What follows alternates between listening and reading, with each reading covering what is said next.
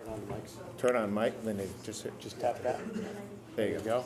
Yep. You're good. No, you gotta hit the button. Yep. You're in charge. I thought that was the little button, I forgot. If it was off the whole time. Do we need more chairs? Are we good? We can more than one next door.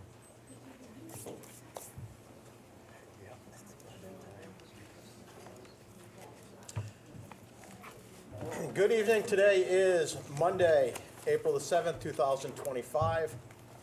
At 7 p.m., it's the regular Board of Selectmen's meeting. Before we call it to order, a couple announcements. If anyone wants the budget packets, they are over on the podium. It'll also be placed online tomorrow morning, or tomorrow at some point, tomorrow morning, on the town manager's page. It'll be on the town manager's page, and there'll be something as an announcement under our announcement section as well, leading it to the town manager's page. And once more, before we call, we have another special recognition tonight. Evan, you want to come up? So, Evan Sheeby is a wrestler for the Gilbert School. And he has done something that no one else in the history of wrestling at the Gilbert School has done. As someone who wrestled at Gilbert and coached wrestling at Oliver Walcott for several years, his feat is pretty much amazing. One bad day can tank your whole season. So this certificate is presented to Evan Sheeby in recognition of your outstanding achievements, your dedication, and excellence in wrestling. We proudly acknowledge Evan Sheeby as he became the first at Gilbert to win the CIAC State Open Wrestling Championship, and will go on to compete in the New England Championships in Providence, Rhode Island. This remarkable accomplishment reflects not only your skill and hard work, but also your commitment to the sport and to the Gilbert School wrestling team.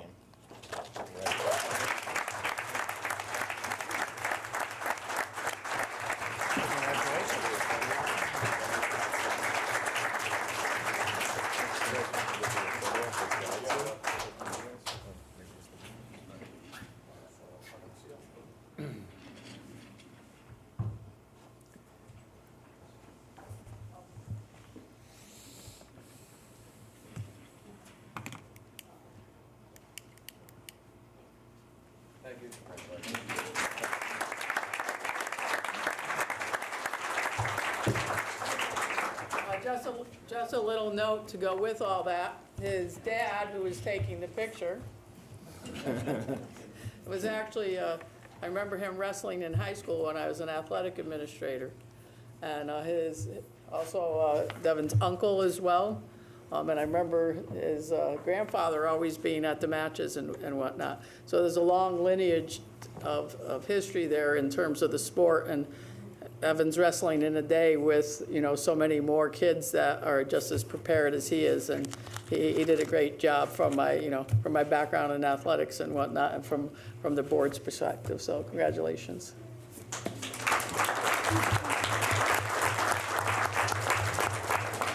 With that, we'll have the call to order. Linda Grappo. Paul Marino. Paul Harrington. Todd Archelashi. Glenn Albanesius. William Hester. Candy Perez. William Pozo. Please join me for the Pledge of Allegiance.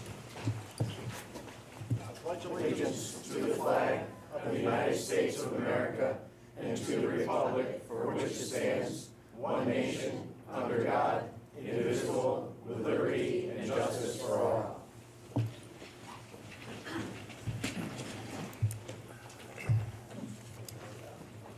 And if you haven't noticed, we are in our new look Hicks room. Hopefully you can hear us better at home. If not, I'm sure you'll let us know tomorrow. Item 3, agenda review. Does anyone have anything? No. Seeing nothing. Item 4, approval of our regular meeting minutes on March 17th. Mr. Mayor, before I make a motion to approve, I'd like to add to the Selectmen's comments and reports at the end on item 13. I spoke about the lead service line that the town is doing. Out of the 2,400 people that are on the water system, only 200 people returned their cards. It would be nice if everybody could get as many cards in as possible. That'll make this process a lot easier. Plus, it gives me a second chance to speak on it. So, And I make a motion to approve the minutes with the corrections. Second. Second. Thank you. Any other discussion? All in favor? Unanimous? We should also note that Selectman Lemire is excused as he prepares for surgery tomorrow.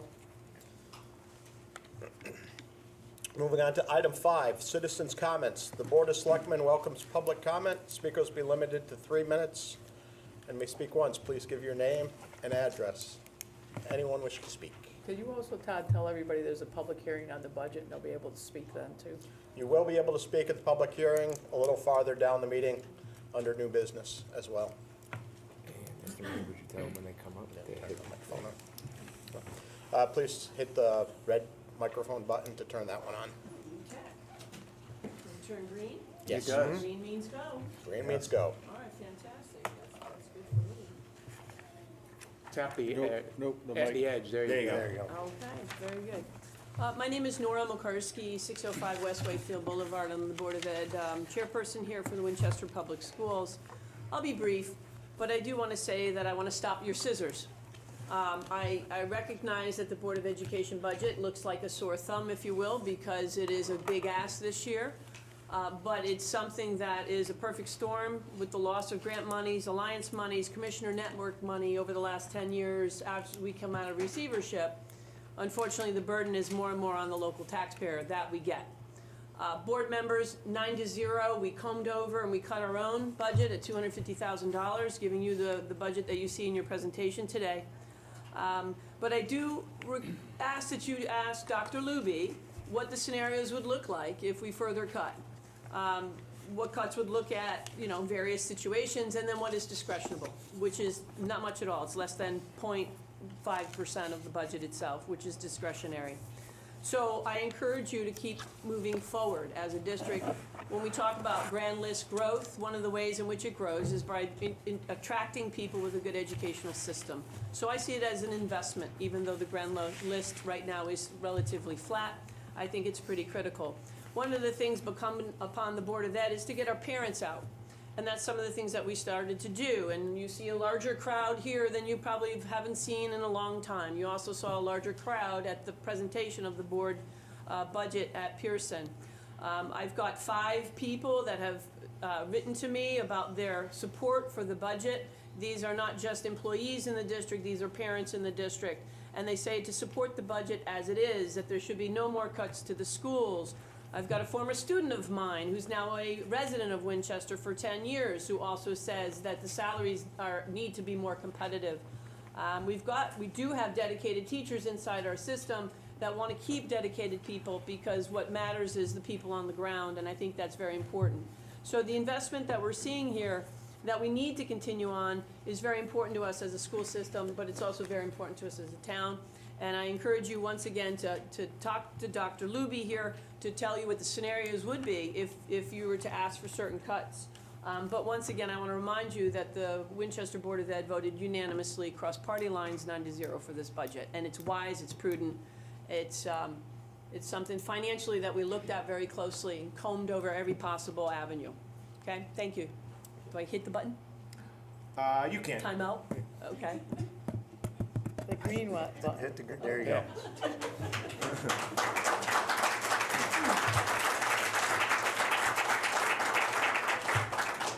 Who else would like to speak? Oh.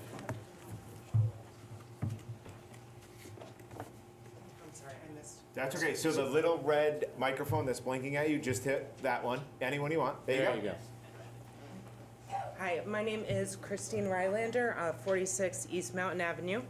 I am here also in support of the school budget.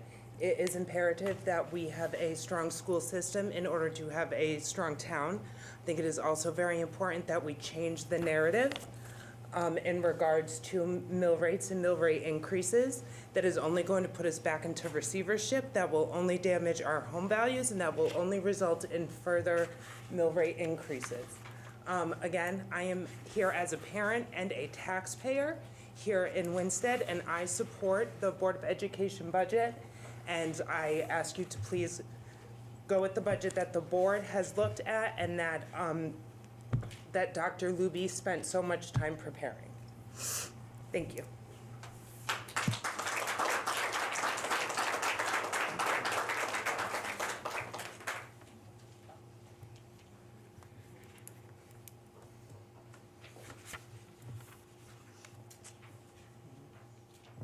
Anyone of the red Little ones green blinking? microphone, little red microphone. Nope. There you you go. go. We can leave it on, actually. You could, at this point. So my name's Kevin Bishop, and I'm at 59 Hinsdale Avenue, a property owner and taxpayer and parent in Winsted. And I am calling on you to lead our town and educate our constituents, your constituents, about what we can do for our children and our schools, and not tell us what we cannot do. The demographics of our town has changed rapidly. The housing shortage of COVID led to a lot more families moving into town, and property values have increased tremendously in the last few years.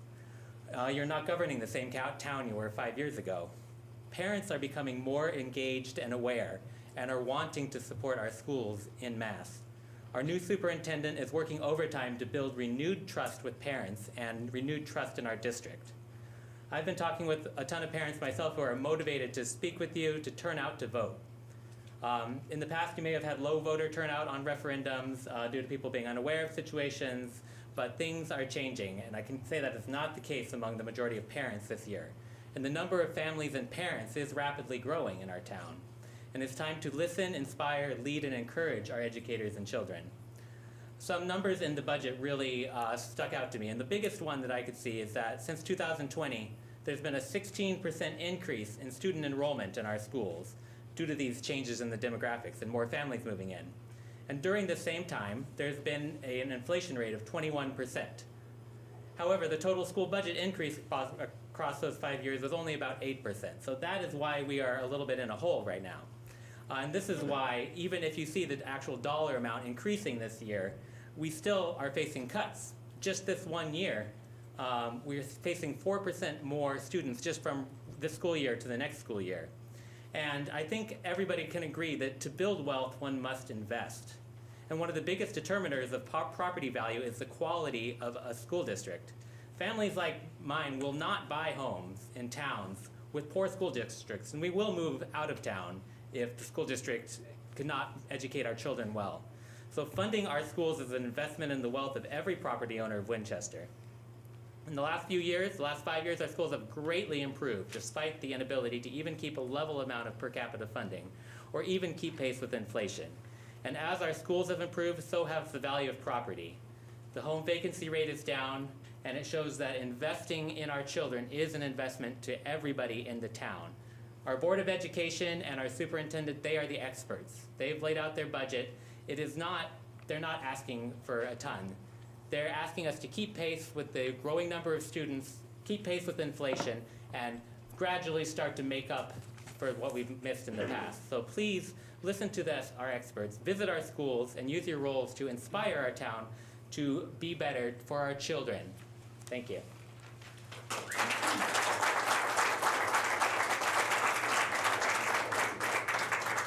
Who else would like to speak? Yep.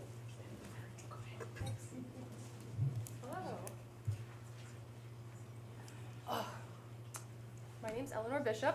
I live in town with my family. I'm asking, as a mother of two young children, what could possibly be more important than investing in education? Roads or fixing Christmas lights on Main Street? I really wish this budget included after-school clubs, actual music classes, art enrichment programs, science programs for the kids. But it doesn't. There's nothing extra. There's no fluff. There's nothing fun for these kids. The teachers already have their work cut out for them, and that is absolutely certain. We cannot put more on their plates. If we further reduce this budget, that's exactly what will happen, and people can only work so hard for so long for so little before they move elsewhere to find better paying, less stressful positions. And then our school system goes right back down the tubes, a place that I understand the town has worked very hard to get us out of. Once that starts, families will start to leave due to the lousy schools, and property values will tank. any potential savings made by putting off the spending of this year's budget will be pointless. I have to ask, do any of you currently have children in the schools? Not anymore. Once did. The climate could not be any more different than it was 10, 15, 20 years ago. We really need to invest in our schools, and it is to your advantage as our elected officials to advocate for that and not discourage it. Please consider reducing funding for other infrastructure in town, but please do not preemptively cut the education budget before bringing it to public vote. Thank you.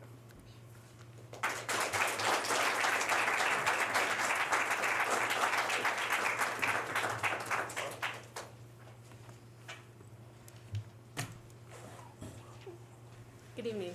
My name is Robin Lumbois. I live at 9 Berg Street, and I'm here today to express my deep concern about the potential for cuts to the preschool program at Hinsdale.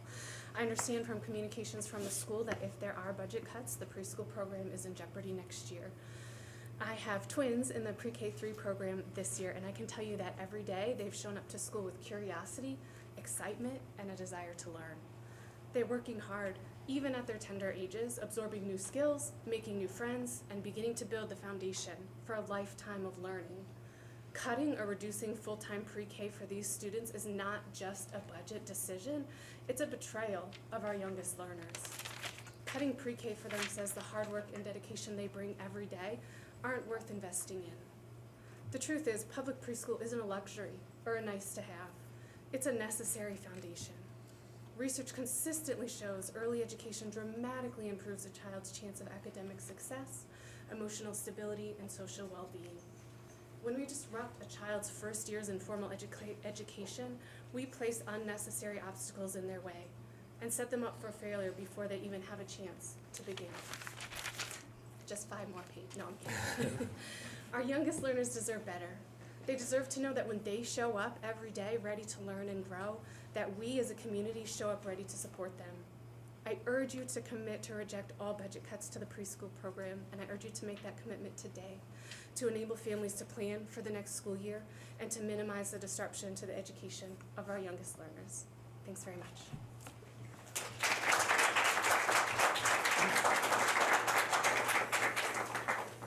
Come on, Frank.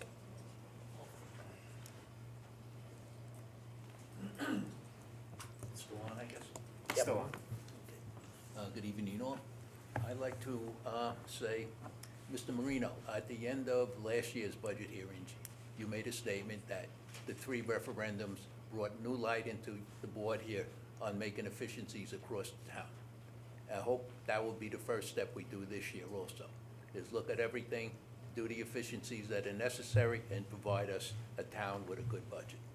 Whatever the mill rate, I'd love to see the mill rate drop, but I would rather see an efficient, we're moving in the right direction in things, bringing businesses in, everything else. I would like to continue with that.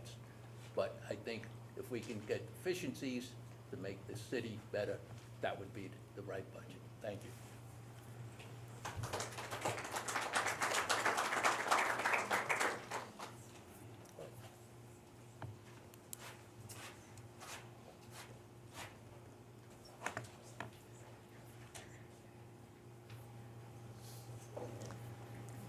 Good evening, my name is Bill Hudock, 232 Granville Road. This is a tough process, it's a tough budget year, I recognize that. I also recognize the fact that you're stuck with maybe a not ideal hand to play. That being said, the question is, what's gonna make Winchester a great place to be? You've heard from many people here about the fact that we should not cut the education budget further. We've also heard that we've already cut it. Let's recognize the fact that if you come forward with a budget that may be lower, but doesn't cover the priorities that are important to the people in town, that the budget may go down. It may not pass in the same way that it repeatedly did not pass in previous years. So the question is, are you going to stand up be the stewards of the community that you were elected to be and ensure that we have a great town. That's going to require courage. It's going to require making tough decisions. And it's going to require that you stand up for principles that are important. I hope that you do that. Thank you.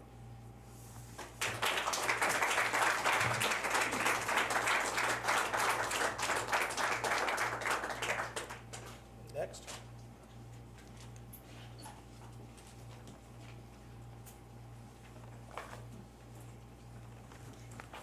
Good evening. Before I begin, I do want to reference one thing that I didn't, and someone brought up as a great point. Having grown up in Winstead, having lived here, having gone through the school system, when my husband and I decided to choose where to live, I told him I will never live in Winstead because of what I experienced when I was here when I was a child. Because the education system was terrible. There were wonderful teachers, but they were never supported. The only reason that my husband and I are currently looking to live in Winstead is because now, being a teacher in this system, I have seen how much it's changed and the growth it's made, and I would hate to see it go backwards. Because for people like me who have young children who are looking to put our kids into the system, the education is the biggest thing we look for when looking to live. Now, I stand before you or sit, not only as a teacher, a native of Winstead, a resident, and a parent. And I want to begin by saying that growing up here, as I said, I wasn't always proud of our schools. We didn't have the latest technology nor the newest textbooks, but we had great teachers. And these were the people who worked tirelessly, day in and day out, to ensure my education. And they were the reason I looked forward to going to school. So how does this affect the budget? When we're forced to cut positions or any amounts that affects everyone, the cuts that are being proposed could be the loss of one pre-K or kindergarten teacher, or even a para, and that can be devastating to the learning that takes place in a classroom. Class sizes rise, one-on-one attention shifts, and suddenly a job that is barely attainable becomes impossible. Have you ever been in a classroom with 23-year-olds, 22 5-year-olds? Imagine trying to keep them seated, let alone focused enough to learn how to read, write, and understand. My 4-year-old entered WPS this year in pre-K, knowing about half of his alphabet and no clue on what it means to sound out anything. Just last week, he read me a book, albeit it was one that is meant for very beginner readers. But there were words he didn't know. He had to sound things out, and he couldn't do that in September. His teacher taught him the skills and gave him the necessary tools, and when she sent home sheets and tips to practice at home, I did it. What our teachers do every day is nothing short of magic, and I cannot overstate that. They need our support. We need to help them by maintaining those lower class sizes and ensuring the adequate resources such as teachers' assistants and paras. We can give our students the support they deserve by providing vital interventions such as math, reading, and writing, and additional help from paraprofessionals. And these supports that we give the students will give them access to additional help that not all students get at home. As you consider the budget, I urge you to remember that education of our children is the most valuable gift we can give them. Our children are the leaders of tomorrow, no matter where they come from, even Winstead. And when we they deserve every opportunity to succeed. And that begins with us in our schools. And as we look to the future, we don't know what changes will come from the Department of Education. So now's not the time to hold back on the resources that we need.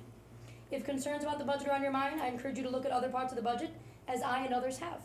And consider if there are areas where cuts can be made, and areas that won't affect our most vulnerable group, our students. So thank you. What was your name? Can we get your name for the minutes? Can we get your name for the minutes? Sorry, Elizabeth Reyes, and I live at 206 Gilbert Ave. Who's next?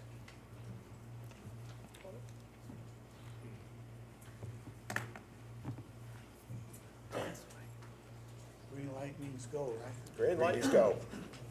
All right, good evening, everyone. I'd just like to point out a couple of things here. The mill rate increase for the school system alone is 1.5 mils, and much of that's going for extra salary increases and additional increases in benefits. According to the documentation from that presentation, that's totaling to 63% increase for pay and benefits. It just seems exceptionally high. And I would ask if the school would be willing to work with the people of Winstead to lower that number to ensure that this budget does get passed. Thank you. Can we get your name? Oh, sorry. Jim Biley, 144 Smith Hill Road.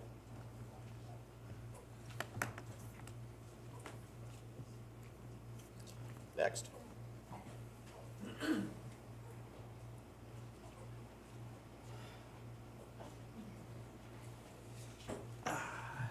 Hello, my name is Blaine O'Mara of 94 Stanton Avenue, and I stand in support of the Board of Education's budget because at the end of the day, we are not in the old age where we consider our children, as tools and gears to benefit an idea of a contest to see which town holds the highest grades. These are children and students with mental health, many of whom are neurodivergent like myself. And going from class A to class B, we tend to forget what happens in between, because going to class A to class B, you are facing bullying, discrimination, no matter of your race, color, disability, etc. I mean, these are things we have to focus, because if a child is not in the right mental health, if they are suffering because of bullying and the many things that they go through in their time in school, then they're not going to do well academically. Which is why for many of those who are on the spectrum, we rely greatly on paraprofessionals, because not only are they our guides and guardians, but they are mandated reporters that can report these issues of bullying and discrimination, and to ensure that our school systems can be a better one. There is so much that we need to learn from our students, because many of them hold stories inside of them, masking it because they're trying to be the best they can be for the school systems. They are expected to be something that they may not be. And it's important that we take the time to understand the future, to understand neurodivergence, understand why they mask, how we can help them grow without the need to conform, and to embrace who they are without judgments. This is why we need to stand strong for our students. That's why we need to find different programs that can benefit their mental health, and to ensure that the school system is not only a safe place for children to go to, but can raise their academic scores exponentially. Thank you.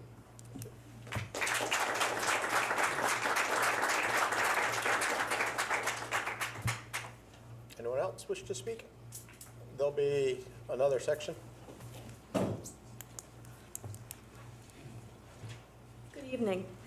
Thank you for the opportunity to speak tonight. I'm speaking as a citizen and taxpayer now, and hope that you'll call upon me later to answer any questions you may have as your superintendent.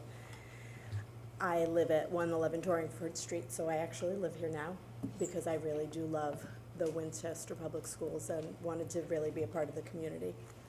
As a taxpayer, I feel deeply the rising costs that we're all faced with.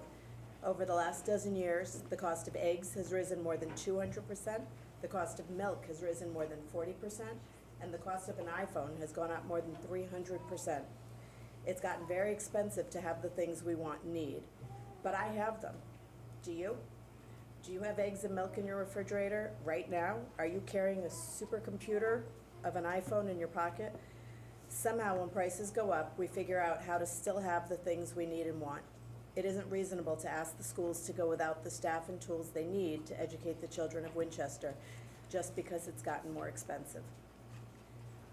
If I get the opportunity to talk about the school's budget later, I'll remind you that the education budget is not increasing its footprint. We have 3 new positions, 2 safety officers and a kindergarten teacher.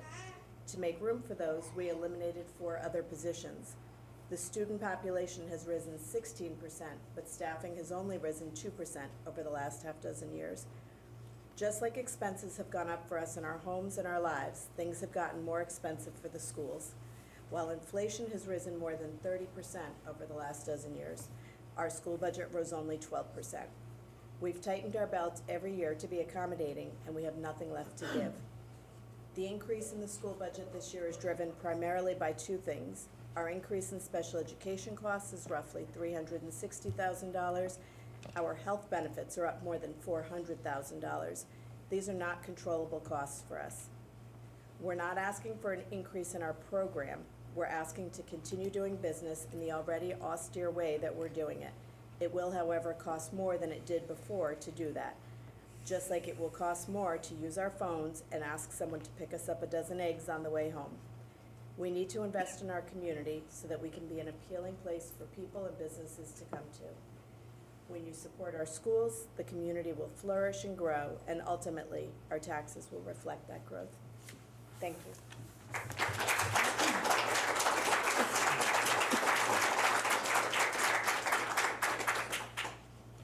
Anyone else?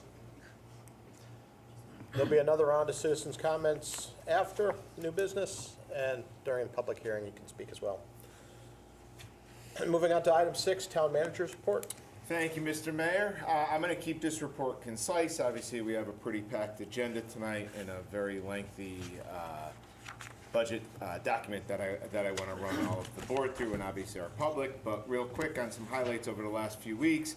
Our inaugural restaurant week proved to be an outstanding success with packed establishments throughout town and enthusiastic participants from both the residents and the business owners. The positive feedback that we've received thus far has encouraged us to establish this as an annual tradition here in Winsted. So if anyone went out to restaurant week, not last week but the week before, look for that coming as an annual tradition here in Winsted. The restaurants, we had 21 of them participate.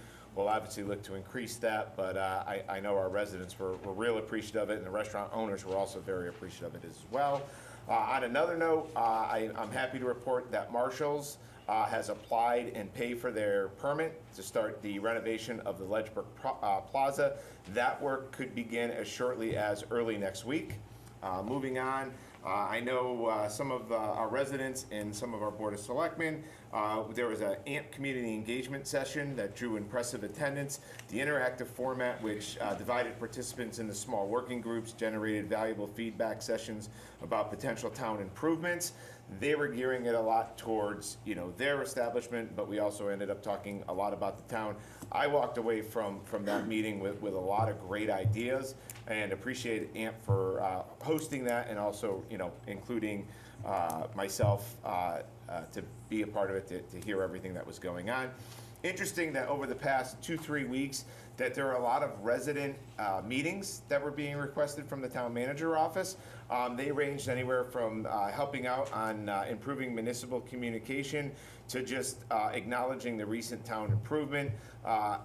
One thing when I have the time, and I try and get as much time as I can, the direct engagement with our community members continues to provide valuable insight for ongoing initiatives.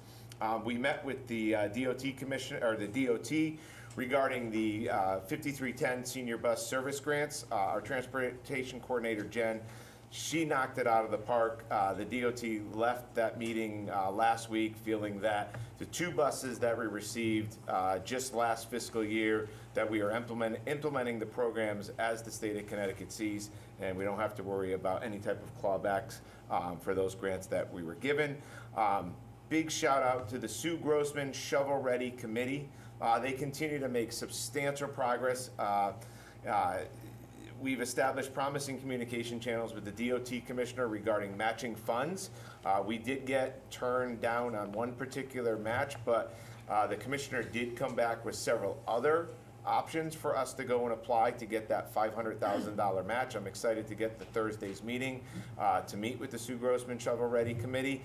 I think it's important, I'm going to take this opportunity to say this because we have a room full of people, and I don't know how many people are watching at home, that it's crucial to note that this project extends far beyond just a trail. It represents a potential economic catalyst for our community. The committee's dedication and countless hours are deeply appreciated. When you hear Sue Grossman Trail, like, oh, it's a trail.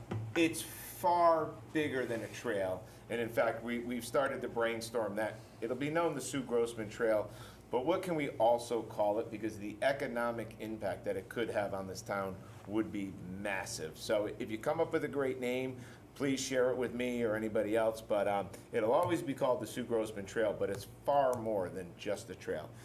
Moving on, I actually attended the Rotary Club lunch week. What a fun bunch of people there. The Rotary Club is a great bunch of business owners from both here in Winsted and in Torrington.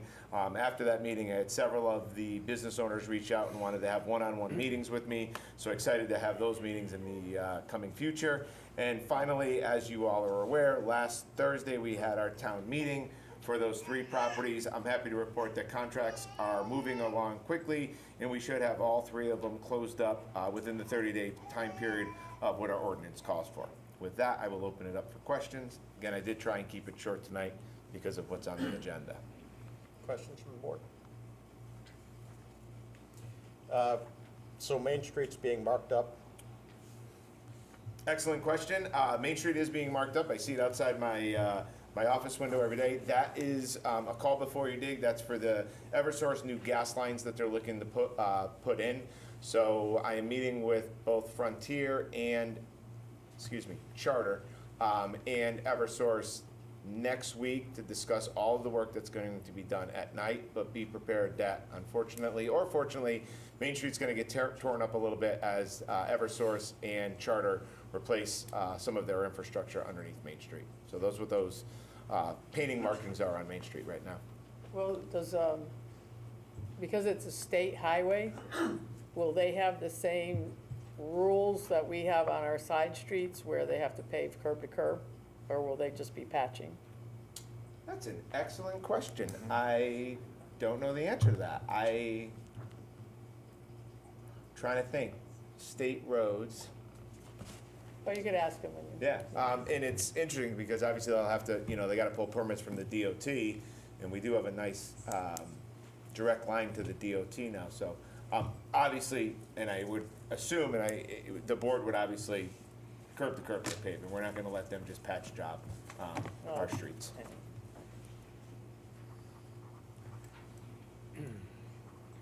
Anything else? And Paul, other than Eversource and whatnot, water, sewer, anything, anything that's gonna be, other than a drastic emergency, everybody's been addressed so that we don't get this installed, repave it, and then 6 months later realize, oh, whoa, we have a water line we need to replace. Excellent question, Bill. Yes, so we've looked at everything. Obviously, our public works director's been brought into the loop. Yeah, we don't want to rip up a road and then unfortunately, have to rip it up again once it's paved. So all of that, you could see one of the reasons when we were doing Elm Street, we coordinated everything before we ended up paving it, and you'll see that done the same way. Unless for some reason there's something we discover as we rip up the road, we're obviously hoping nothing like that will happen. Frontier has also installed fiber throughout most of the town, so you might want to add them to the list to make sure that, because it's not just Charter and Eversource. Correct. I will find out from them as well. Usually it's on the pole, but. Yeah, but I don't know Yeah, if we'll you're find doing Charters on the pole too, right? Yeah. So. Moving on to correspondence. Does anyone have anything? Number 8, boards and commissions. Selectman Pozo.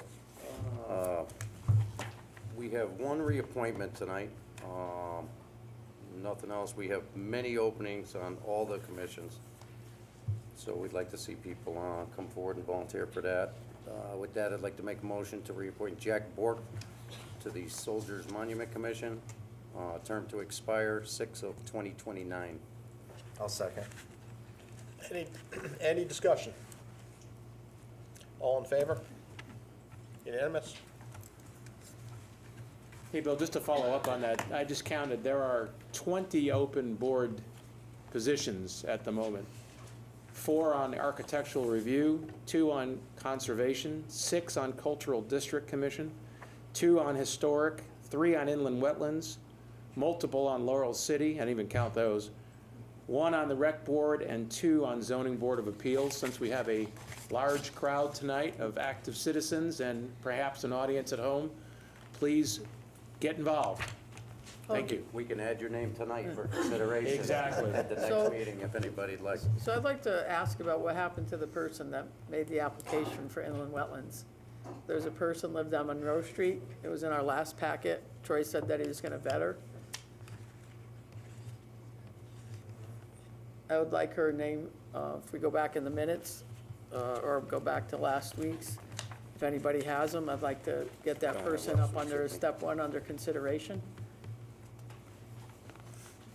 Bill, are you aware of any vetting? Troy was gonna reach out to her, I don't know how that, Well, I believe he did try to call once, or did speak with her, I'm not sure. Well, I just think with the openings that are there, and the person came forward, and it's somebody that is, you know, over on Monroe Street and gives us a little bit of a diversity of people that are serving, that it would be good to move her to step one and to get her nomination moving along. Would it make sense to wait till Selectman Lemire's back if he's done the vetting process, so we know who and who we're talking about? Well, we did, all of us did get her application in the packet, so, I don't either remember who it if was. Bill can call or I can call and get a hold of her, I'd like to get her moving through. It's reasonable. Especially, you know, sometimes we've had some other people come right in and go on that night and go right to the nomination appointment stage. That's happened recently. I mean, I don't really know this person, but for somebody to come forward that was interested, I think it's good to get her, I believe it's her, get her up on the consideration list right away. Okay. All right? Any other discussion?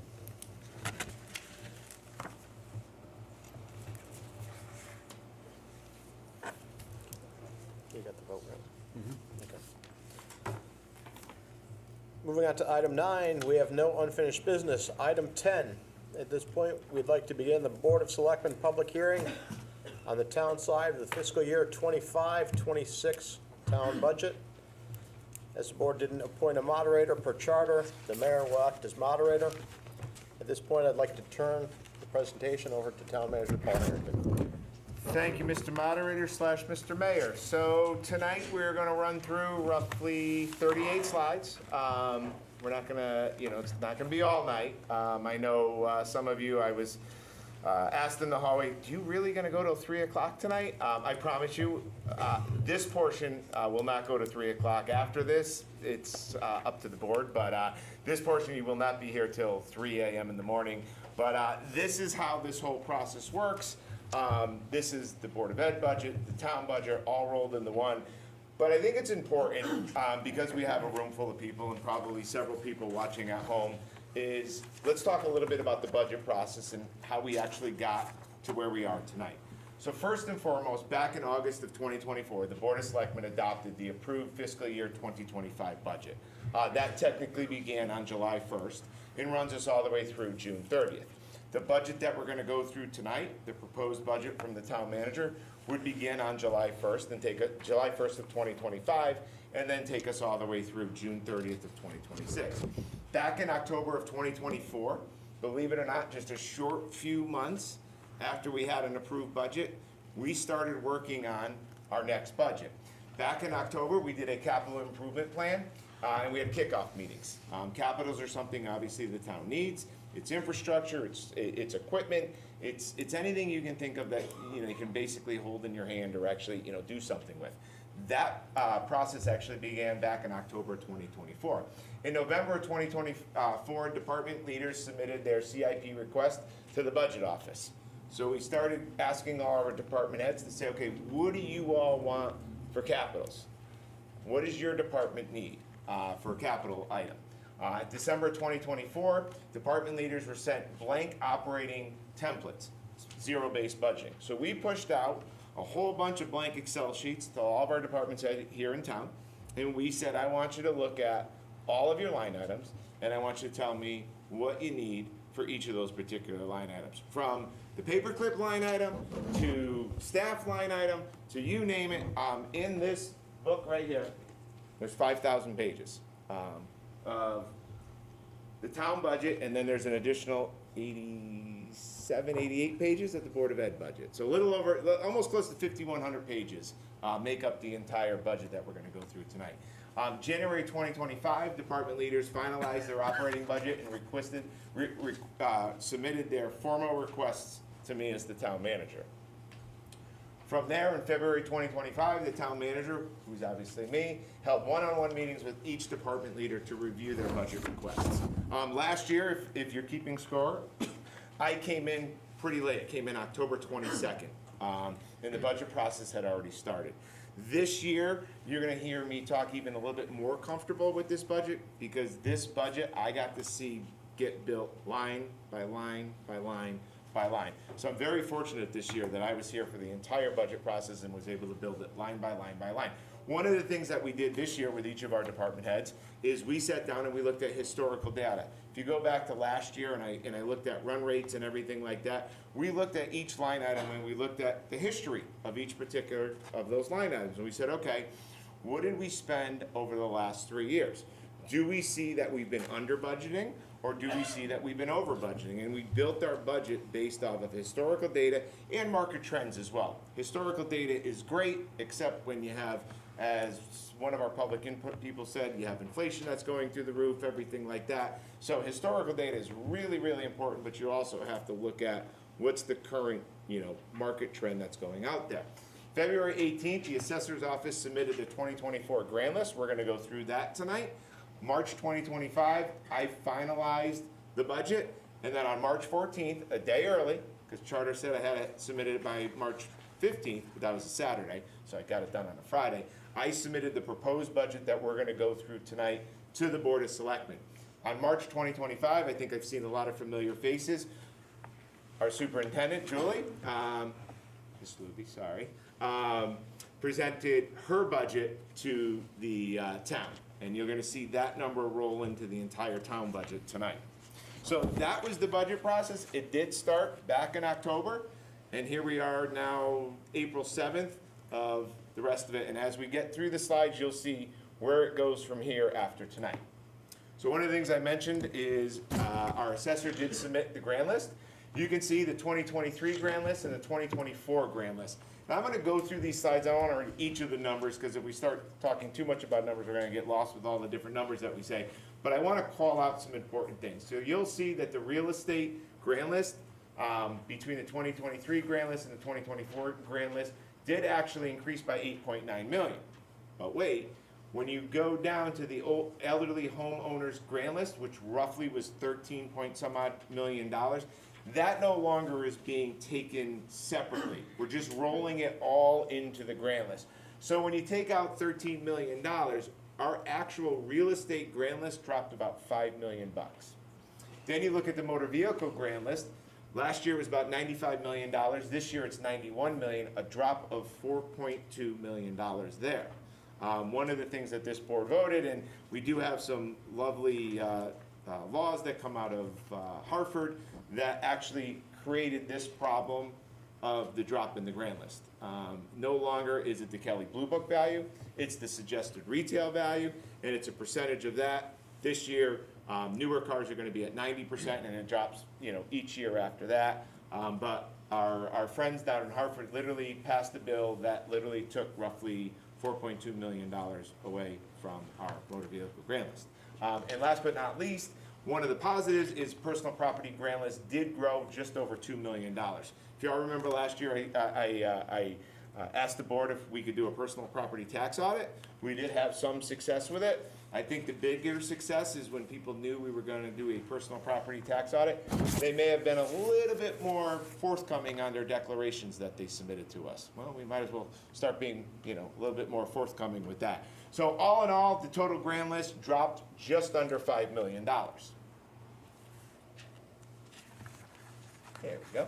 Going on to revenues. Everybody asks about, budgets and where I go on budgets and what I fear most about. Me personally, I never really worry about expenses. I always worry about revenues the most. And if you're at home and you have a lot of money that comes in, you never worry about that gas bill or that electric bill. Well, I got plenty of money that comes in. So I worry more about the revenue side of the equation than I do the expense side. Now, of course, you always have to worry about expenses. You can't keep having expenses go, wildly crazy, but I really worry about the revenues the most. And there's a telling story about the revenues. So this is an important factor because we do get a lot of money from the state of Connecticut. So you can see 23, 24, 25, and 26. The money that we get from the state of Connecticut really hasn't changed all that much. In fact, with everything that everybody said and the cost of what everything's out there, if you look at the 24 revenue that, the 25 revenue that we got from the state of Connecticut, it was about $8,789,466. Hold on, everybody, because this year we got a whopping $6,700 more from the state of Connecticut. So state aid has remained mostly flat in the recent years.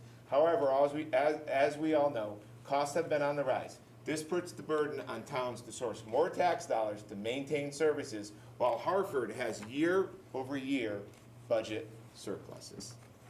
We got an additional $6,700 from the state of Connecticut to fund next year's budget. Not a whole lot of money. So where are some other places that we have to source our revenue from? So we have tax revenue. Last year, we had $11.4 million of tax revenue that we had raised. This year, we're proposing $11.577 million of tax revenue that needs to be raised to pay for all the items that we're going to go through in the budget. Non-tax revenue, $27 million, and then $29 million for the fiscal year 2026. And the fund balance for capitals, last year we funded $2.05 million of actual capitals with our fund balance. But you'll note at the bottom, actually it's on the next slide, and we're going to talk about that a little bit later, there's a GFOA standard where you really don't want to take your fund balance or your general fund money and inject it into your budget. We're going to talk about that in a few slides down the road. So expenditures. So you saw all the revenues. Now what are we going to buy with all of those revenue monies? I broke it out into a few different slides, and you can look at, you know, town government into many different avenues. So you have general government. In general government, I don't think I need to list the entire list up there, but it's anything from the Board of Selectmen, the town manager, probate court, public celebration, soldiers monument, inland wetland commissions, economic development, planning and zoning commission, town clerk, legal fees, you name it. Last year we just spent about $5,725,045. This year we're asking for $5,791,717 for a difference of $66,672, a difference of 1.2% in the general government category. Public safety, that includes police, fire, emergency management, ambulance, animal control, and Winchester Fire Department. Last year's budget was $4,174,601. This year we're asking for $4,190,736, a $16,135 increase, roughly 0.4%.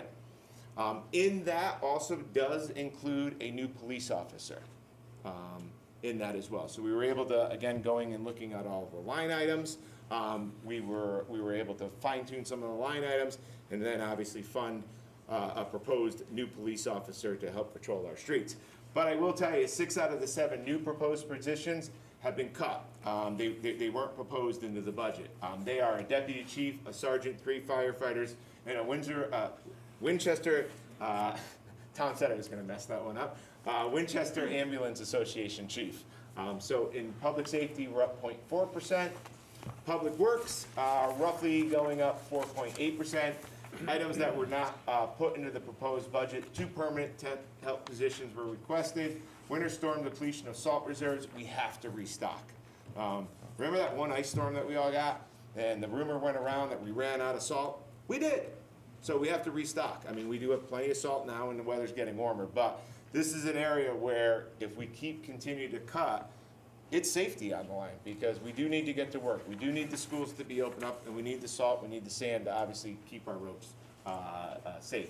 And then Eversource, encountered on all the budget, obviously everybody knows electric rates. We don't know what the transmission fees are gonna be. We are working on the cost of electricity. Me and a few of staff sit down every day, and we're gauging the right time to lock in. Right now, we tend to be right around 10 cents a kilowatt, which is a great deal. We're gonna, I think, pull the trigger sometime this week to lock in a 10-cent kilowatt. But we did have to factor in all of the different departments what the Eversource bills are going to be. Trash and recycling, we have a regional agreement with RRDD1, which includes New Hartford and Barkhamsted. They had told us to expect a 3% increase for solid waste disposal and recycling. You can see that equates to 3%, and it's roughly just over $7,000 for our RRDD1 contract. Health, you'll see that we are taking a slight reduction in the health, social services, and senior services. We reviewed a lot of the financial positions of the several organizations that we contribute to. and their cash positions were much stronger than ours. And I'm not talking just a small amount of money. We looked at one of the organizations and they had millions upon millions upon millions of dollars in the bank. We were a heavy contributor to them. We're still gonna obviously, get the services that they provide. They ask for, an amount, but we're under no obligation to give them the amount. So one of the areas where we were able to look for some savings is we wrote back to them and said, your cash position or your financial position is much stronger than the town's. They accepted it, so all's good on that front. So we are taking a slight reduction in the health. The library did come in and ask for a 3% increase. My proposal to the Board of Selectmen is that we flat fund them at the $255,666 that we did last year as well. But they did ask for a 3% increase, but as the town manager, I'm proposing to the board to just flat fund them for this year. Parks and Recreation, you'll see we are taking an increase of about 3.5%. A bid for mowing services was issued back in February 2025. The 2-year contract is included in that number. And then also including upgrading the maintainer supervisor position from part-time to full-time. We are having a retirement this year. Jim Welcome is retiring after several years of service to the town. My recommendation to the Board of Selectmen is that we take that position from part-time to full-time.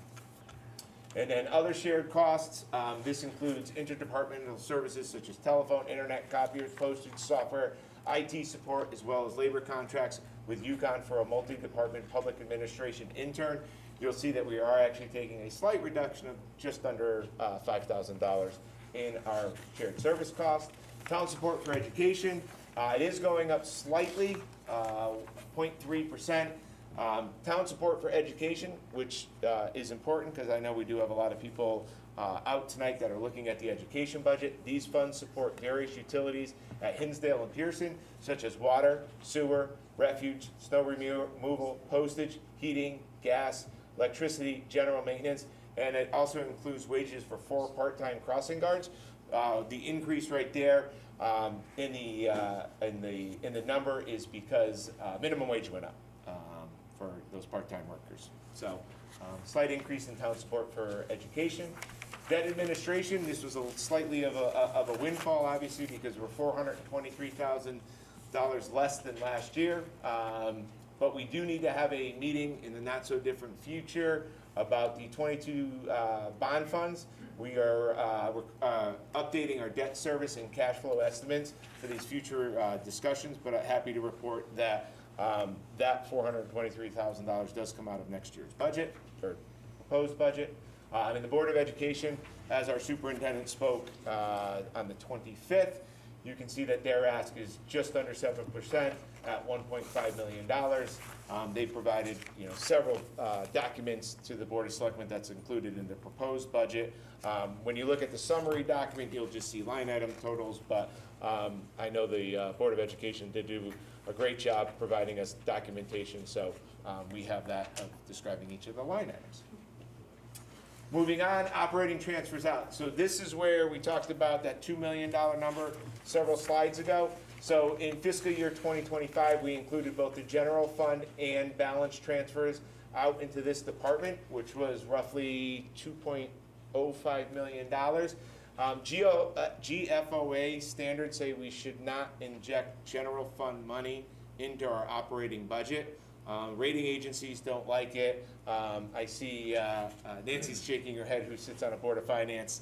They don't like when you inject money into a budget, because when you go out to a rating agency or a bond agency, they say, well, how are you going to weather bad storms? You're already taking money to supplement your operating budget. You simply shouldn't do that. So we're changing it up. We're following GFOA standards that we're no longer going to fund one-time capital items by injecting that money into the actual operating budget. You'll see that get sidelined later on.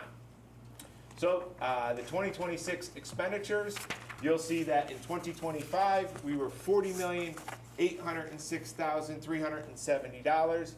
This year, $40,743,139, a difference of $63,231, which basically nets out to a 0.2% reduction in expenditures. There is a big asterisk with that.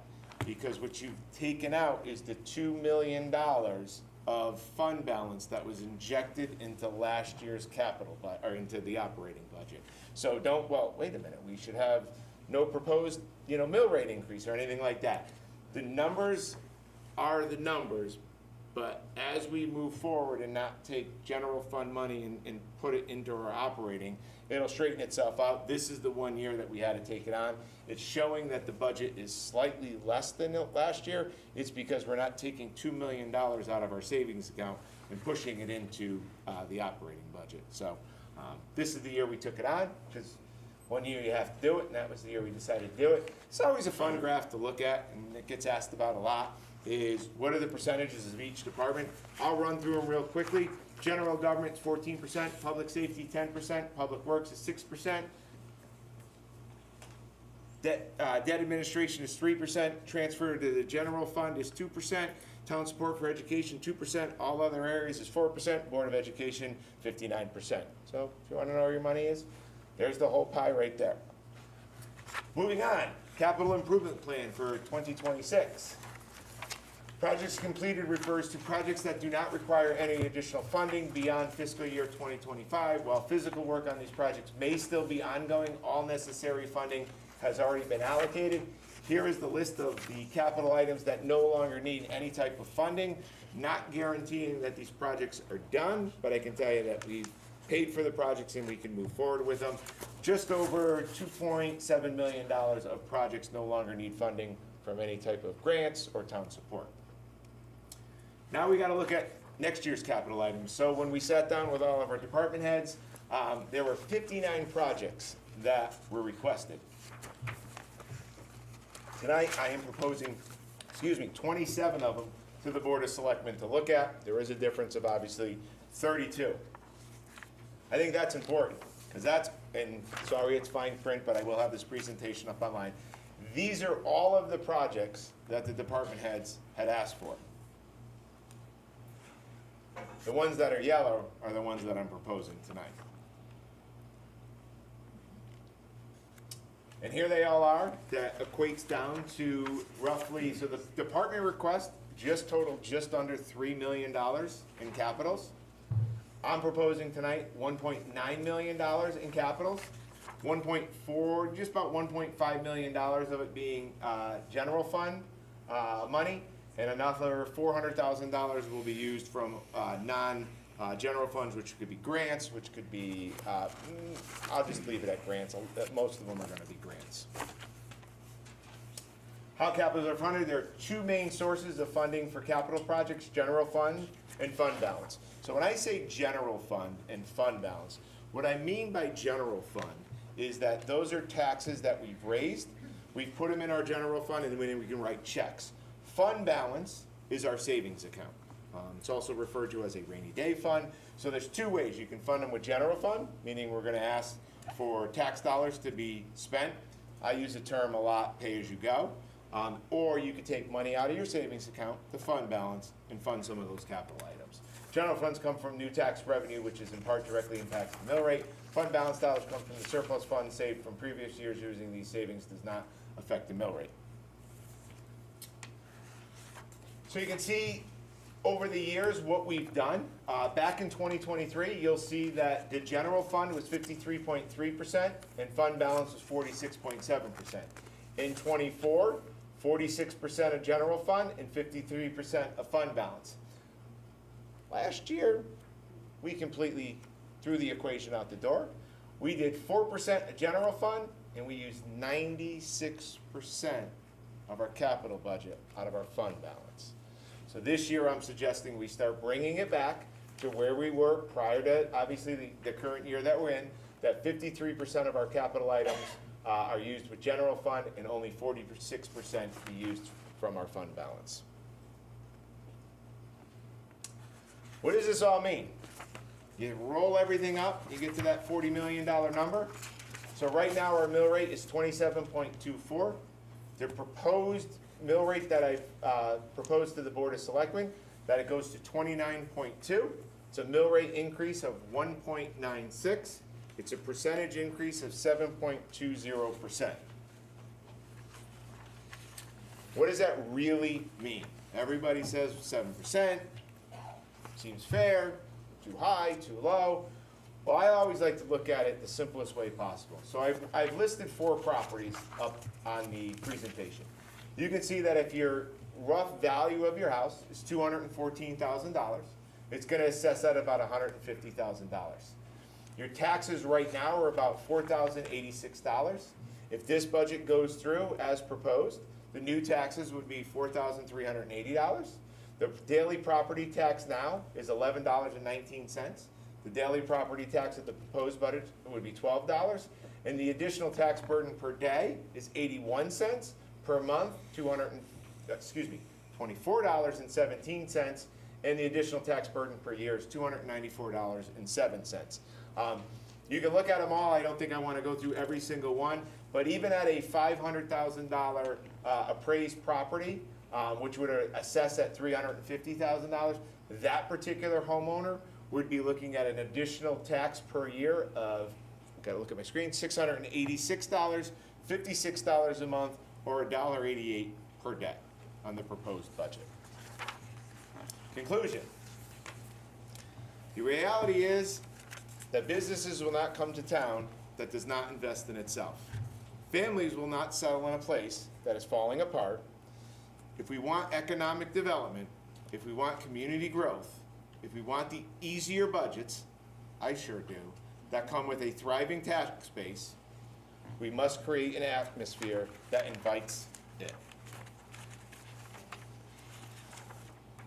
That starts with reliable public service, strong schools, and a town that is showing that it's willing to invest in its own future. Now is the time to protect what we have worked for and to build towards something greater.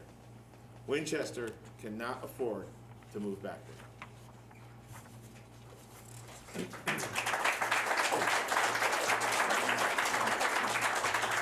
I wasn't expecting clapping, but thank you. Means a lot. Now, where we go from here? So obviously today is April 7th. We had our public hearing on the budget. And I apologize because I don't think Monday, April 14th is actually going to be a day that we still need to discuss when the board's going to meet again, talk more about the budget. Do they wrap this thing up in a bow tonight? I don't know the answers to that. We're going to get there in a little bit. But the dates that you really need to be made aware of is April 25th is the last day that we have to submit this budget off to the annual town budget meeting, which is held on Monday, May 12th. And then the recommended date, which is open to vote at the May 12th meeting, is the budget referendum be held on Tuesday, May 27th.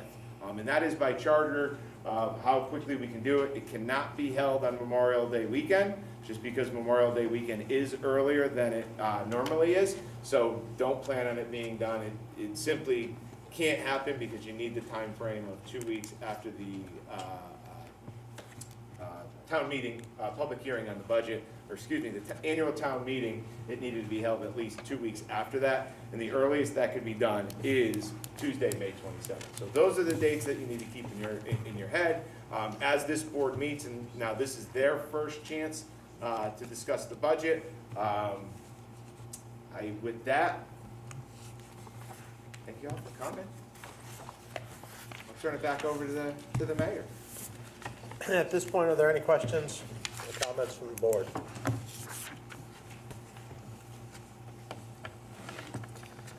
All right, I'll start. One of the slides there, you have the Board of Assessment Appeals number.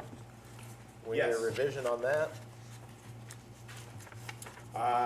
So I'm happy to report that when I submitted this budget back on March 14th, that the BAA had not met. I'm happy to report that, and I don't have the exact number in front of me. Every year we do put in a variable. There are going to be possibly some appeals. We did budget a number of $2.5 million. I can tell you that there were 13 applications for an appeal. Those 13 were heard. I don't have the exact number in front of me, but roughly we're about, instead of 2.5 million of actual value that would come off of our grand list, we would roughly be at about $650,000. So a swing of a little bit of money. Tom, do you have that over there, that number? And Tom is our budget and grant analysis guy. Him and I should have said this during the presentation, that gentleman over there and I have worked a lot of hours, sometimes where we were screaming at one another, but that happens. But a lot of this budget got put together because of him and I working together countless hours to put all of this together. So, Tom, we talked about that number. Do you have it over there? I don't have the exact one in front of me, but do you want to know what it looks like with a $650,000 reduction? Yeah, yeah. Tom, do you want to bring your laptop over to the public input so you'll start seeing things change, or you don't want to do that? Because you're not going to do the rounding sheet yet, right? No, we can go live. All right, yeah, I'd say go live. I love going. We have all this new fancy tech. Well, the technology was here. I'll be honest, I didn't know how to use it all until recent. So now I want to just kind of show it off a little bit. So come on over and let's go live. No, we just got it. Well, the TVs were here. Now we got to do something. Little TV timeout because we got to change inputs. But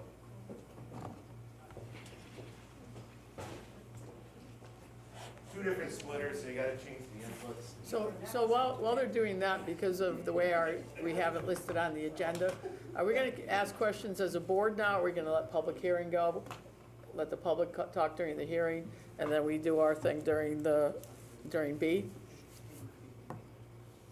Well, I was planning on our questions during the public hearing and then the public comment, but we can do it either way, whichever And then the we board's do it again preference. on B? Right.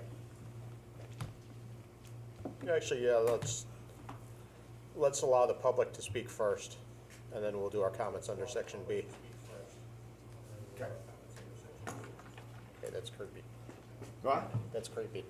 Turn the volume down on that because he's hearing himself. Wait, are you on YouTube, I was Tom? making sure our meeting was running well. Oh. Yeah. At least we know we can hear it. Yeah. I missed the question, so just tell me where we're going next. Public comment, and then the board's gonna do it in section B. Okay, I'm good. So actually, now that you plugged it in, we're going to ask him to step away so we can have public comment. We'll be right back. They'll do that first thing first.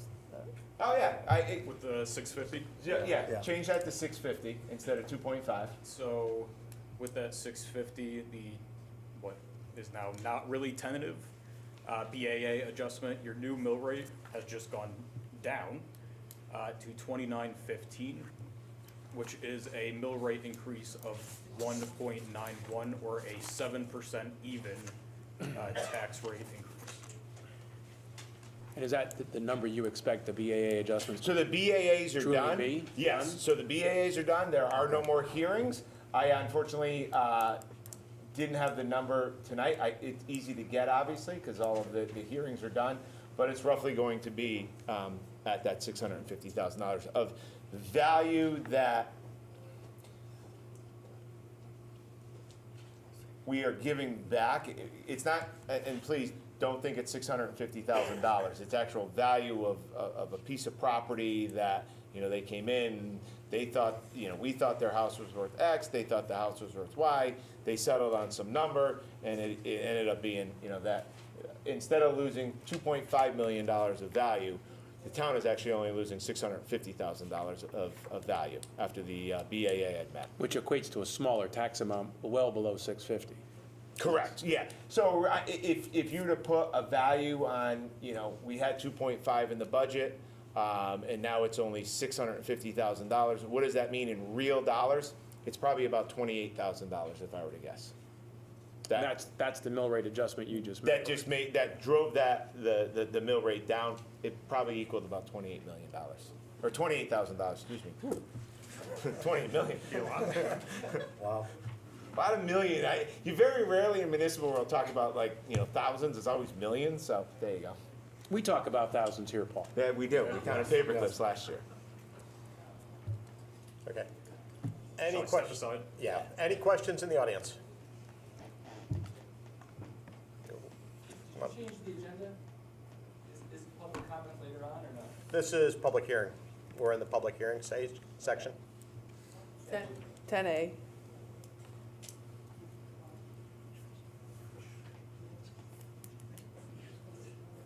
Frank?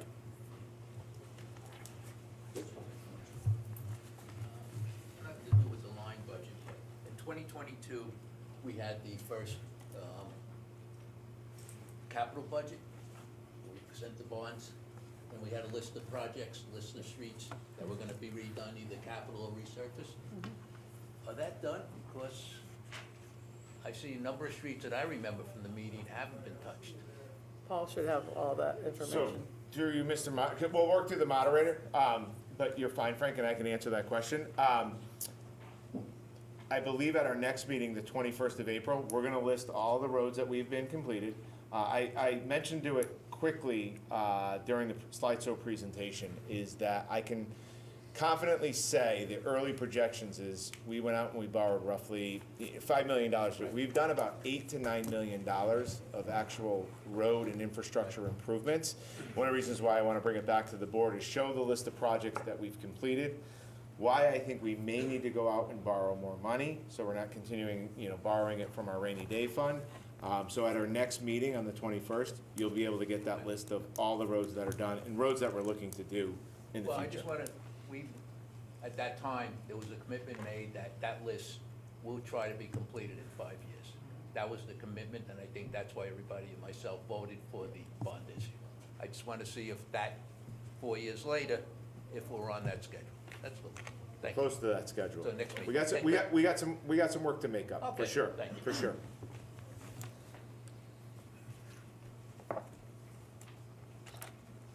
Other questions or comments on the budget?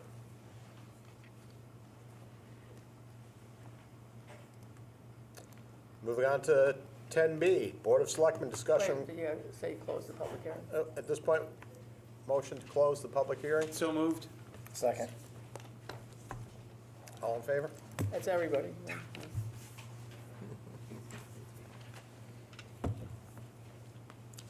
Item 10B, Board of Selectmen discussion regarding the fiscal year 25-26 town budget. So it's not plugged in yet. He's plugging it in right now.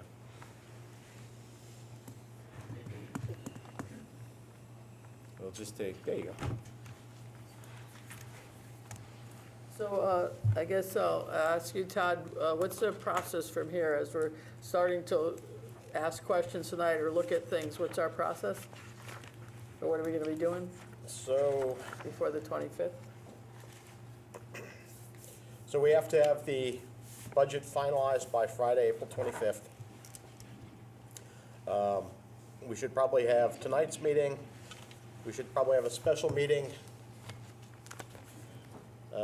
between now and our next selectmen's meeting, or right after the selectmen's meeting on the 21st, to finalize any cuts or additions that we make to the budget between now and then. So we have it to the town meeting in time for May 12th.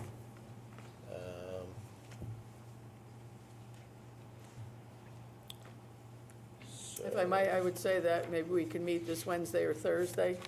That's what I'm looking at. Look at this Wednesday or Thursday, then maybe a meeting next week, and then more additional, whatever we have to do on the 21st. And then So- if needed, something that following Wednesday or Thursday. Is everyone available at 5 PM on this Thursday, the 10th?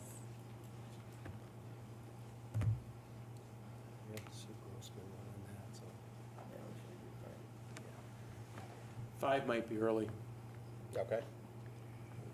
Time? I'm good 5 or after. Okay. I would say 6 or after, at the earliest for me. Not for nothing, but Dr. Luby cannot be here on the 10th. Okay.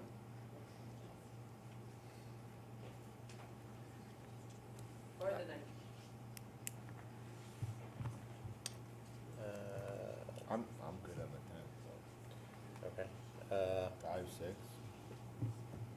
Oh, 5 is too early, they say. So we'll go the 10th, 6 o'clock. at 6. The following week, anybody have a day preference? Just so you all know, I will not be here that week. Okay. I mean, you could still meet. I would advocate that you still do to tie up any ends or questions that come up. How about the 17th, Thursday that week as well?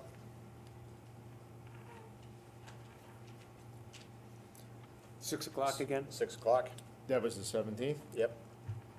And then we'll have a regular meeting on the 21st. And if need be, at that meeting, we can schedule an additional meeting before Friday.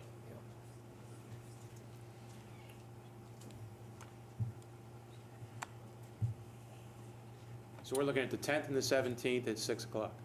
And then the 21st at 7, our normal meeting. Bless you. Because I imagine there's going to be some things we ask that the staff is going to have to bring us the answers back from. Correct. And then I imagine there's also some things that the staff will continue to adjust as more and more information comes your way in terms of whether it's health insurance or something that the state does or something like that, that you may find that you need to adjust within those line items. Because if y'all remember, we have to make any change to any line item has to be voted on here by the Board of Selectmen. It does not go through the town manager's office anymore into the document unless it's voted on here. But in the past, you've all brought us the list anyway. Do you guys, just because we're still on it, does there need to be a motion for the meetings or no? I'll get them all noticed for the 10th and 17th because they're special meetings. Yeah. Yeah. Okay. So now we're gonna talk about Yep. things that we might. Yep, adjust. One of the first things that I'd like to ask you about is that slide that you put up about where the money grows. You put that pie chart up. I'd like to know if that pie chart, I just want to know if that pie chart included, was it everybody department overall spending, or it does make up the grants too? For instance, in the Board of Education at 59%, Board of Education is given, the town is given the ECS money of $8 million. So at 59%, it's really not 59% of local property tax dollars. It's local property tax dollars plus $8 million. And then general government, public safety, et cetera, there's grants inside that. So if you were to take the grants out, maybe you can do a slide for the next time, removing the grants to show what the percentage of whatever tax dollars is left. We can do that for sure, Kenny, and to answer your question, so that pie chart is made up of, and I'm gonna round up, $41 million in which each category was asking for. Yeah, so some places have a lot more grant money versus actual Winston tax dollars, and I think that's important to note for some things. So we thought that. And then you're using $423,000 of debt reduction, right? So we have a debt reduction. Can we get for our next meeting the debt futures? Like we had when we did the bonds, and I think even last year we had what each increase was going to be over the next, I don't know, to the length of the bonds. You know, so we have the Hinsdale bond, we have the road bond, and I think we might have one more little thing in there, the water sewer. Well, the water sewer doesn't really come from this budget. So just the bonds that come from this budget, what the debt service looks like over the course of the next, well, the length of time, because one of the things I want to make sure doesn't happen is that 423, because you're moving that 423 in debt reduction, and that's where you're getting your money for the capital inside the budget. So if we use it to fund within the operating budget, and we don't have that money next year, then we're going to have a hole. So I'm watching for those holes, so. We can do that, for sure. And we started to talk about it. We have to look at debt in its entirety, because what I had mentioned when the gentleman came up and asked about the list of roads, and we've roughly done about $8-9 million of checks that have been written out for roads and infrastructure improvements. We may need to go out and borrow more money, so we're not, continuing to rate our rainy day fund. We have to go out and potentially look at borrowing more money. So we'll look at it as its entirety. The meeting's on Thursday. We'll try, because I think we got to look at it. It's a big, but we'll put a lot towards it. Well, because I think, the budget as you have it rolled out, it works with those monies, but what monies will we have to put in the future? And that brings me to my question about, tonight on item 10C is about entering into an agreement with a company to get money for the solar agreement that they want to give us. And you have that rolled into the budget, correct, as a revenue? I do have it rolled in as a revenue number, where I was looking to fund capital items with that particular $400,000. I know you all got a copy of the contract. So yes, I didn't, because it was a one-time revenue, I didn't want to fund actual operating expenses, because then we would be really creating a hole. I know that the board went, back and forth on it. The last meeting that we discussed it was that you all wanted to see the contract. We raced to obviously try and get the contract because, when we sat down for the budgets, we were looking to fund some capital items. And we said, well, this could be an avenue of funding at least $400,000 of capital items. So could you bring to our next meeting a list of what capital items will not be funded if we don't get this money? Because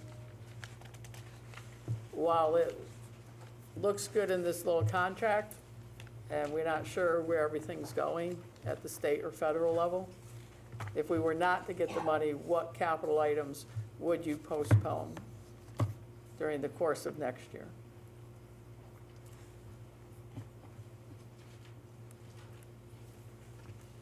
Yes. Anything else? Now, as you can see, I'm concerned about revenue too. Other members of the board?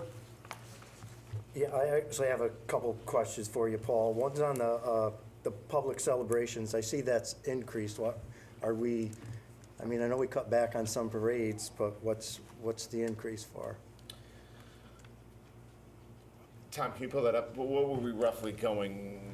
I think it went I think it was roughly 10, let me just get to it, Mr. Hester. 37,000, up 17. Yes. Let me just, Do we need more Christmas decorations, or is it for something else? This is public celebrations. Yes. It's a $17,000 increase. Yes.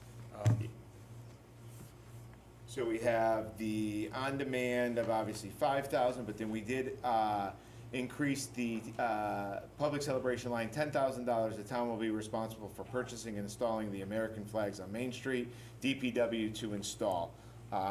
There was individuals that were taking it on themselves. There was a big, I feel a big safety issue.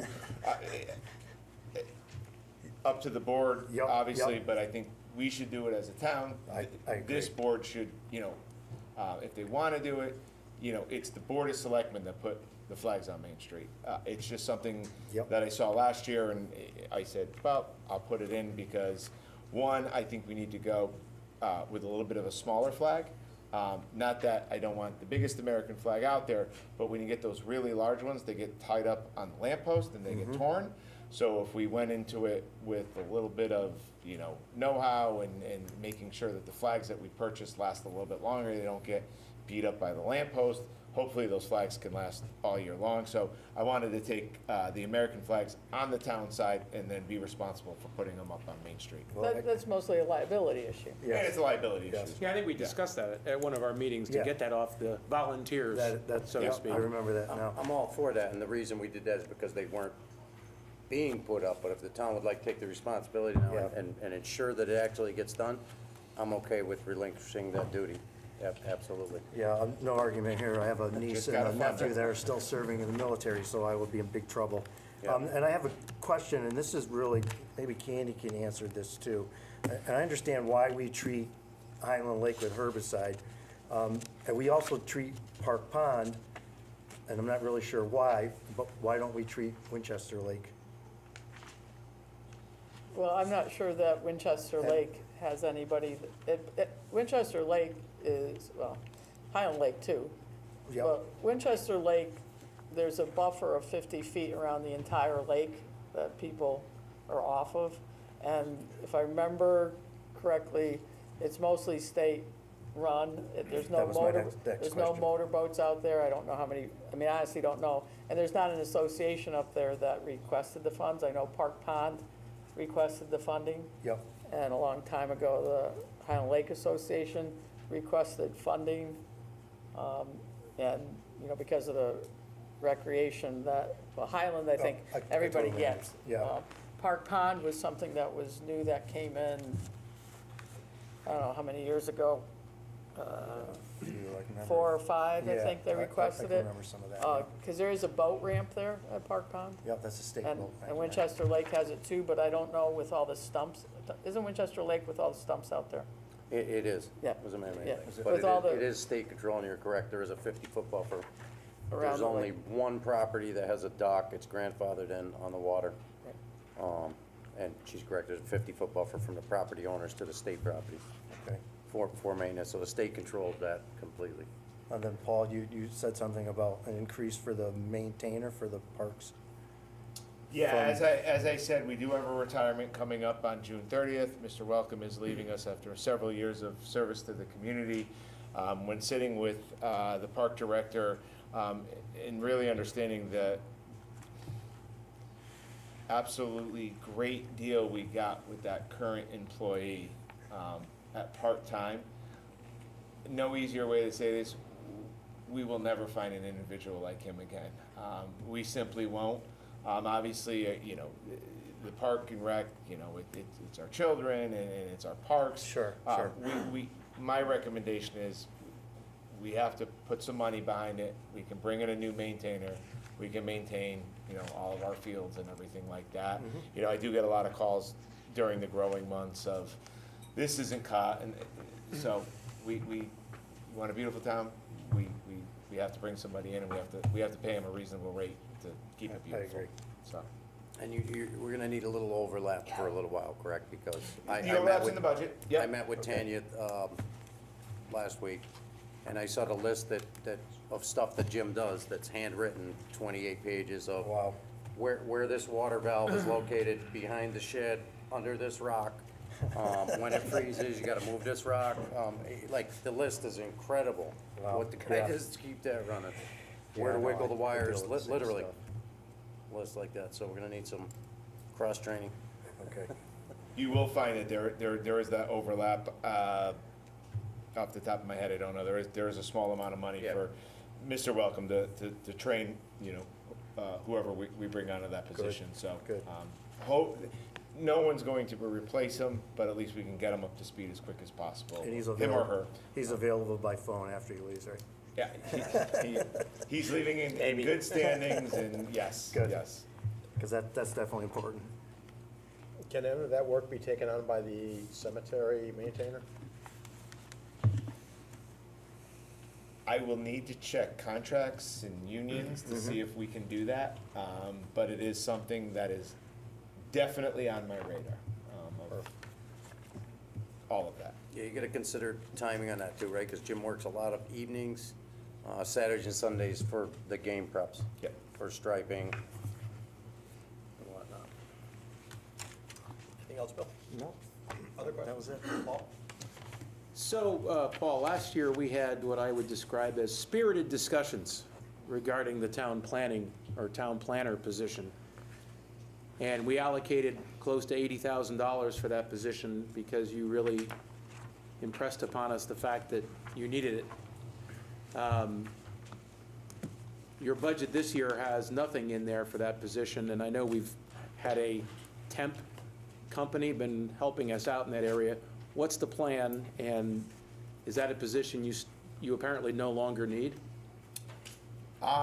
It's a full-time position. I don't believe the town needs. What I do need is a professional agency that comes in, knows all of the regulations, all of the state regulations, and going back to something that Mr. Marino said to me last year during our spirited debate, is that he felt that the town manager should be making those economic development conversations. Mr. Marino, a year later, I'm happy to say you're 100% right. I love sitting down with developers. In fact, a lot of my schedule is filled up with developers that are looking to invest in Winstead. What I don't have is a bunch of time to get them through the process. But Tai Chi, who has been brought in for, I think, 3 months, has been an invaluable resource to us of moving things along, working with our Planning and Zoning Commission. They are the certified staff, where our former town planner was not certified. They know all of the regulations and all of the things that towns can and cannot do. And the other thing where we found that we are picking up some savings is now that we have certified organization working with our land use office, is we're picking up the phone a whole lot less and calling our town attorney because we have the experts on our staff. So we're budgeting $55,200 for them, is that correct? Is that outside services? Let me just double check that. Do you have that department? I could pull that up, but it would be accurate to say, yes, that a majority of that is for Tyke. Yes, correct. Yeah, I'm just gonna, I could do it simple. Without looking at the exact amount, yes.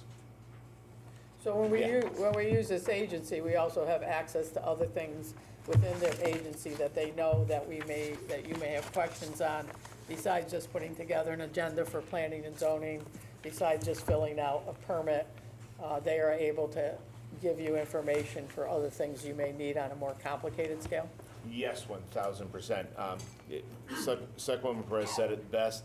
They are an invaluable resource to us, that they've seen it, they've done it, and they give us actual real know-how of how we should approach each and every situation. I think every one of our land use boards that have worked with this agency has zero complaints about the work that they are producing, and the help that they provide. Our land use boards and our land use office. So although, Mr. Marino, I will admit, you were half right last year. Half right. I do think it is important that we do have an agency on that can maneuver some of the complications of development. So early on in the conversation, in the public hearing, some people asked about efficiencies, and would that be one of them? That would definitely be one of them. When you look at what we overall are would be paying this organization, it would be half of what we would pay a town planner, and then some. And that's even concerning we could hire a town planner at the salary that we originally were at. Town planners are going for large dollars, six-figure salaries with a benefits package, where this is $55,200, $4,600 a month. Huge efficiencies right there, yes. Great. A second question regarding the police department. Last year was a very expensive year. We finally got their contract to a number that made sense for the town and for our police department. You have a very modest increase this year of $23,000. Just want to make sure we're meeting all of our contractual obligations, and you're funding an extra officer in that number too? We are meeting all of our contractual obligations. One of the things, as I said, when we looked at zero-based budgeting and we looked at the history of line items, we dissected each and every one of them and picked up as many efficiencies and potential overfunding of line items, and we're able to dial in not just the police department budget, but the entire budget of bringing in lower numbers and being able to do even more with the dollars that were being provided to those different departments. And these reductions to fire, emergency management, ambulance, animal control, they'll have no impact that you see? None whatsoever. I mean, would I like to do more? Yes. I would love to be able to bring on more officers, another sergeant, a potential deputy chief. but I also understand that we have to get a budget passed. They're all, in your binder of what each town manager was proposing. My proposal to all of you is we can't build it all overnight. Let's build it slowly, and this starts building it slowly and getting us, moving forward. I don't have any other questions right now, thanks. Anyone else? Have we examined health insurance, if there was any benefits to adding school employees to town's plan, or vice versa, if there was any savings there?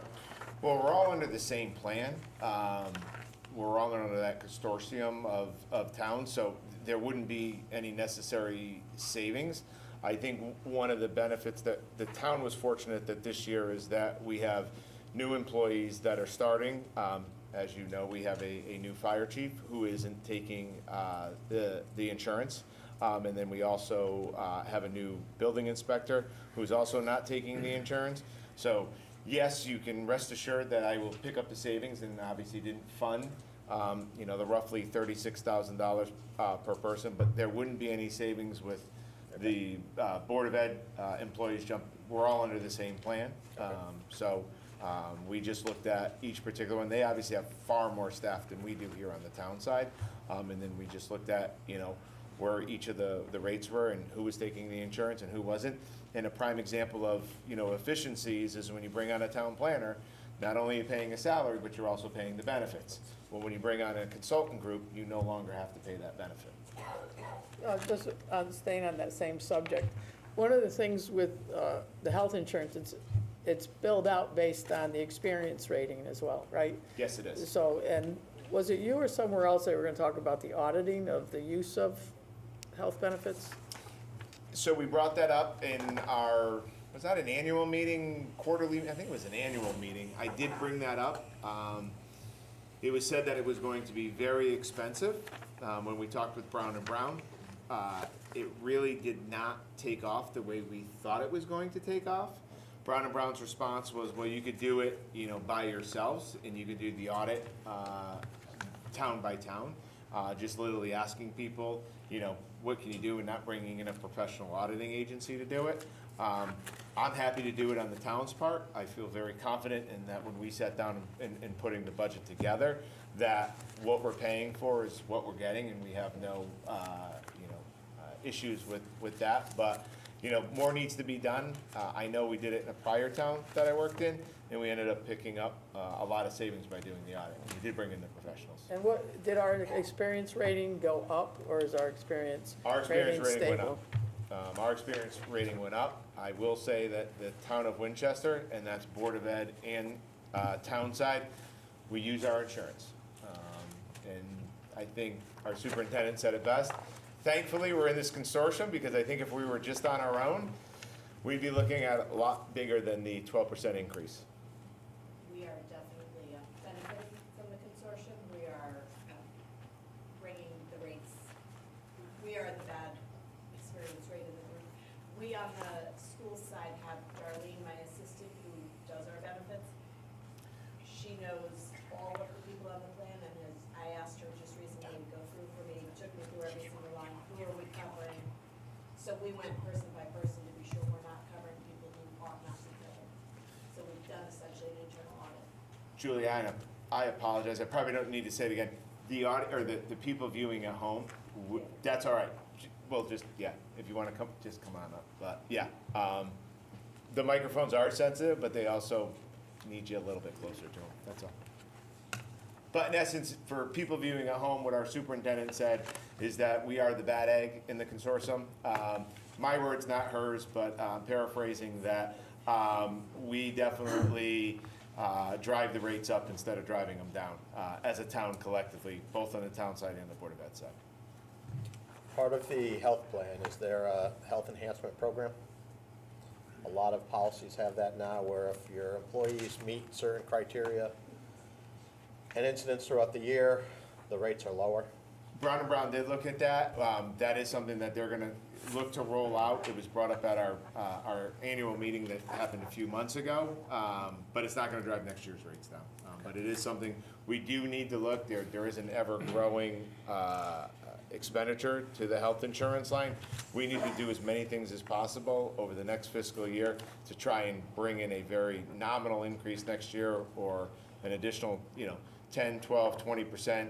I think originally before Brown and Brown, we're going at it with Anthem, we were up in the 20% range of the increase. Unfortunately, they were able to bring it down to a 12% increase. Anyone on the board, other questions? Back to public safety for 1 second. Okay.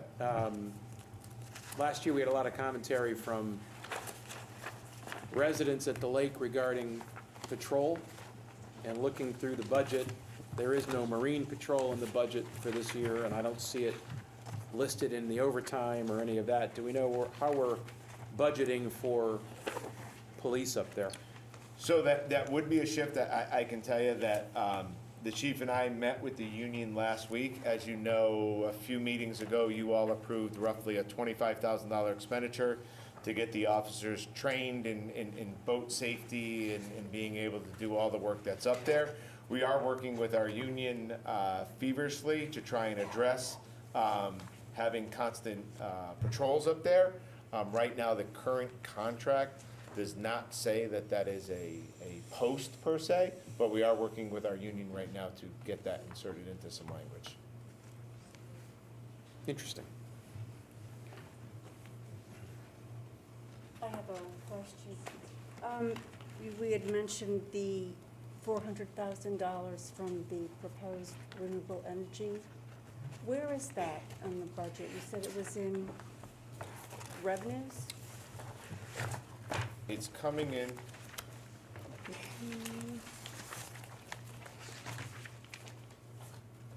Paul, I can jump in here. Yeah, you're gonna have it quicker than me because I gotta switch. So in the revenue sheet, there is coming kind of towards the bottom, miscellaneous revenue dash town, account number 1-999-753.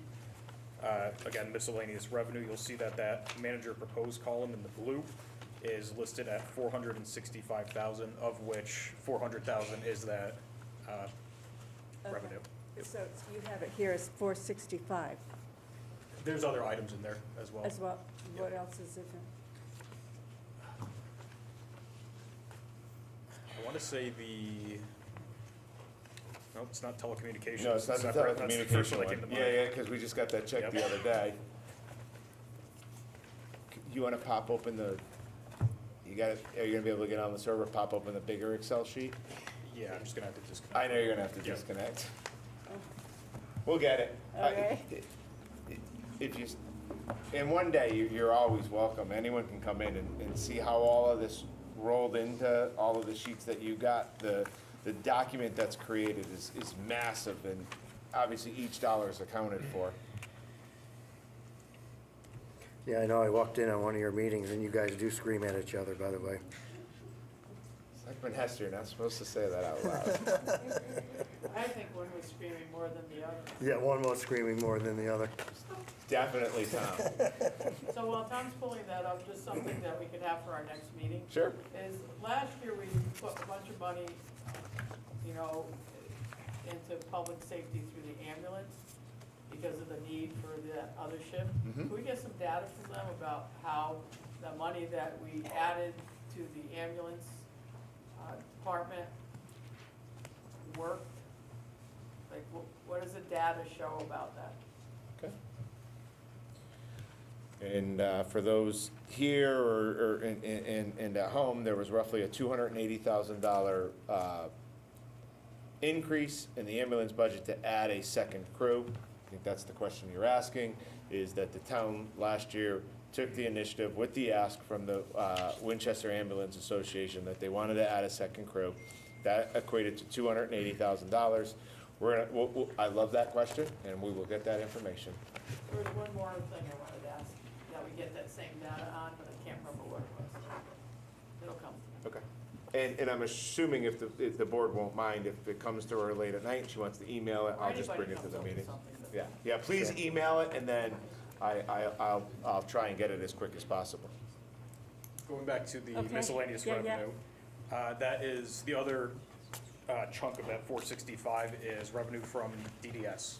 for the senior enrichment program in the state. For the senior enrichment? Correct. They pay rent for our senior center.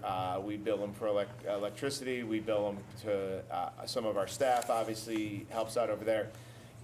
We're hoping that we negotiate a new contract with them. Obviously rates have gone up. That rate hasn't increased in quite so many years. We are in the negotiations with them. I didn't have it by the time we got to March 15th. We're gonna meet again. I don't know if it's not gonna go up hundreds of thousands of dollars. It may go up $10,000, $15,000, $20,000 by the time we finish negotiations, but that was right. It's the DDS number. Thank you. I actually just thought of another question here. We recently lost our social services director too. What are we doing in there? So right now, we are very fortunate in that we've had a bunch of organizations step up. They all escape me from the top of my head. They are working voluntarily here at Town Hall, taking care of housing, taking care of food insecurities, taking care of people that are down on their luck. So we were able to bring in a lot of volunteers who have the actual know-how to really help these people. You will note that in the budget is, I believe, $11,000 for a stipend position, just in case we may lose one of these volunteer organizations, or that we have a staff member that, you know, is helping out. In particular, when you look at our senior center director, she obviously helps a lot with our elderly. It could come a time where I didn't want to completely, obviously, eliminate the entire position, but I think it was important to leave a little bit of money in there in case our volunteer groups end up drying up, that we are able to, you know, help our most vulnerable if the need comes. Very good. Any other questions from the board? All right, so our next budget meeting will be on this Thursday at 6 p.m. Moving on, new business C, review of renewable auction program, NRES, Sam. Let me just take a little bit of room, Mr. Mayor. Right back with you. Okay. So we talked, obviously, just a little bit about the municipal service agreement, which is for that solar project that we talked about. Since we do have a room filled, I think it's important to just take a little step back so everybody doesn't, you know, draw conclusions to where this may go. There are big companies that are out there that look to create massive solar farms around the country. This particular solar farm is not being positioned to be installed in Winchester. In fact, it's not even being installed in Connecticut, is what I'm being told. Every year, we use a certain amount of kilowatt hours. Those kilowatt hours are obviously, you know, spent at Eversource. We write a check every day. These solar farms want to go unlock a lot of federal tax credit, a lot of federal dollars. They ask us if they can take our kilowatts, which is roughly,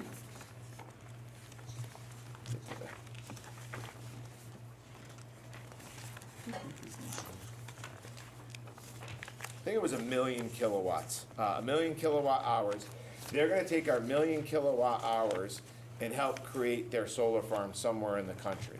They need a lot of kilowatt hours to prove to the federal government that this is why they need to build that solar farm out there. If they lock up the kilowatt hours, the town of Winchester and any other town out there can no longer use their kilowatt hours to justify a solar farm. With that comes a little bit of a rebate that these agencies that are going out and unlocking massive federal dollars say, okay, well, we're gonna get this, we're gonna give you Y. If we sign this agreement, this particular agency will give the town $400,000 because we've locked up our kilowatt hours for the next 20 years with them. As you saw, it is a revenue item in the budget. We are offsetting some capital items with $400,000. You'll note that in the contract, they have 240 days to facilitate the payment to the municipality. That was obviously something that I fought for in the contract. You'll note that other communities around the state of Connecticut, Torrington, New Britain, and other communities alike didn't have any guarantee of when they were going to actually receive payment. I've played this game before when I am actually potentially funding capital items. I can't play around. I need that money and I need a guarantee. So I made them back into that within 240 days, they would write us a check for $400,000. That is the agreement before you. I did talk to our town attorney, Mr. Nelligan. He looked at the contract, he said it is very form contract. He then looked at Torrington, New Britain, and a bunch of other communities around, and he said they're all exactly the same.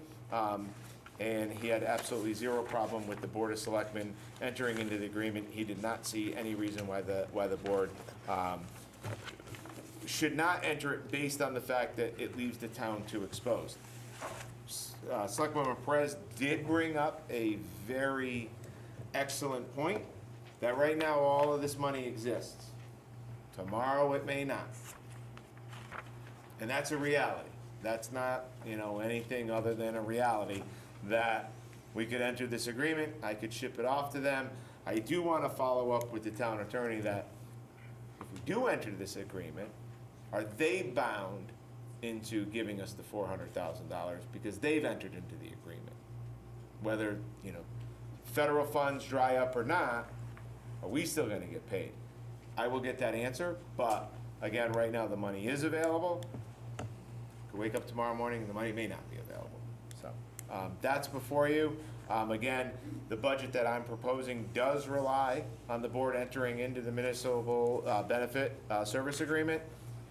I do have homework to do that.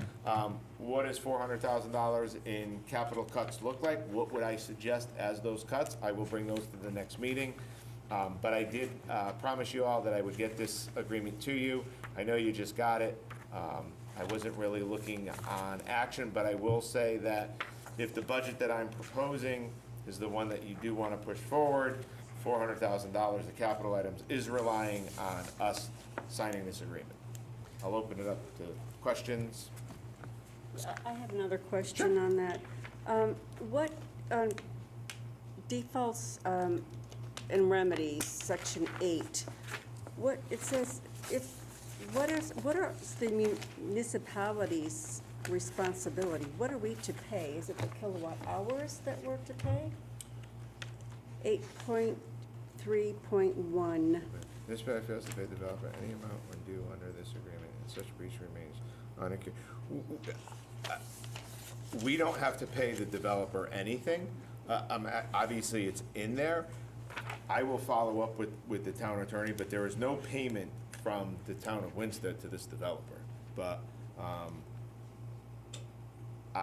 I am definitely not an attorney, but I will find out exactly what this agreement is saying by municipality fails to pay developer any amount when due under this agreement. Well, the agreement doesn't have any payment from us to the developer. Is it the kilowatt hours? We don't pay them anything, we just lock our kilowatt hours up to them, so. And, initially when this was presented, it was estimated 450,000. Correct. So now it's down to 400. So now it's down to 400, so you can start to see how things change so quickly, and I know we met 2 months ago, maybe 6 weeks ago about it, was the initial, talk about it. By the time we were able to get to a contract with them, it's already dropped to $400,000. So, I'm sorry, Linda, are you? Let's see, one more question. Oh, go ahead, Paul. So I have just two thoughts, or one thought, one question. The question first, did you speak to Torrington or any of the other towns? Did they get the money? I did not speak to Torrington, but I can tell you that the town I used to work with did get their money. Did get their money? Yes, so. Is there any reason that we would delay this? And I mean, it seems to me the sooner we get the contract executed and we get in line for the money, right? The 240 days starts. We have a better shot at getting the money the sooner we act. Putting this off for another month or two could threaten the money even more so, I think. I'll answer that with, you definitely don't have a month or so to delay because we have to, send a budget out by April 25th. If you're going to use the proposal that I'm putting forward with $400,000 in capital, I think Selectwoman Grappo brought up a good point. Let me find out about if we actually have to pay anything. I know in my last town, we didn't have to pay anything, and we were obviously given the money.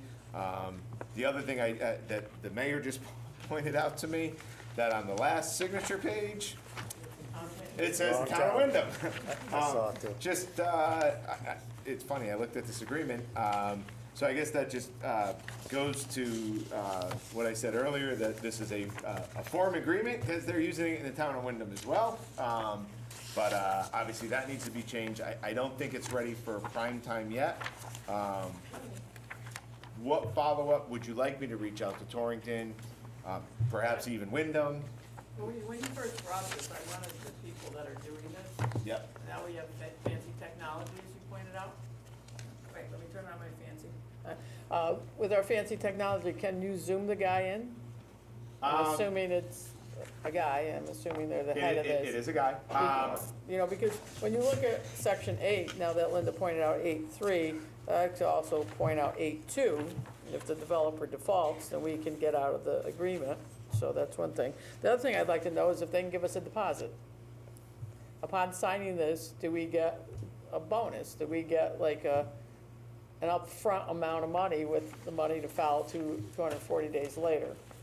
I mean, I also am worried about the 20 years of our electric generation being tied up to this one company. I mean, I'll be 87 in 20 years, so. So it's like a wicked long time, right? Or a short. And so I'm not sure that, I know 400,000, we look at it and go, we need 400,000, but I think we need to have a little bit more than this document that has the mistake in it and some other things to, for me anyway, to be sure about what it is we're signing. And, you know, we had promises last year from another company too that, but didn't come true. And I said the same thing last year, I'm saying now. So I would like a little bit more assurance on this. I mean, it can be, if you want it to be like a meeting in your office, so we can talk to the person at a different time other than a meeting. I'm sure that we all could figure something out, or at least I could figure it out. But I know I looked it up. I looked up the agency last week. I looked it up on the towns that have it. I know, like you mentioned, Torrington has it and a few other ones have it. So I'd just like to actually have more conversations with that person for me to be able to just like dive on in. So let me do this. Let me reach out to them tomorrow. Let me see if either A, I can get them here Thursday, or B, some type of technology.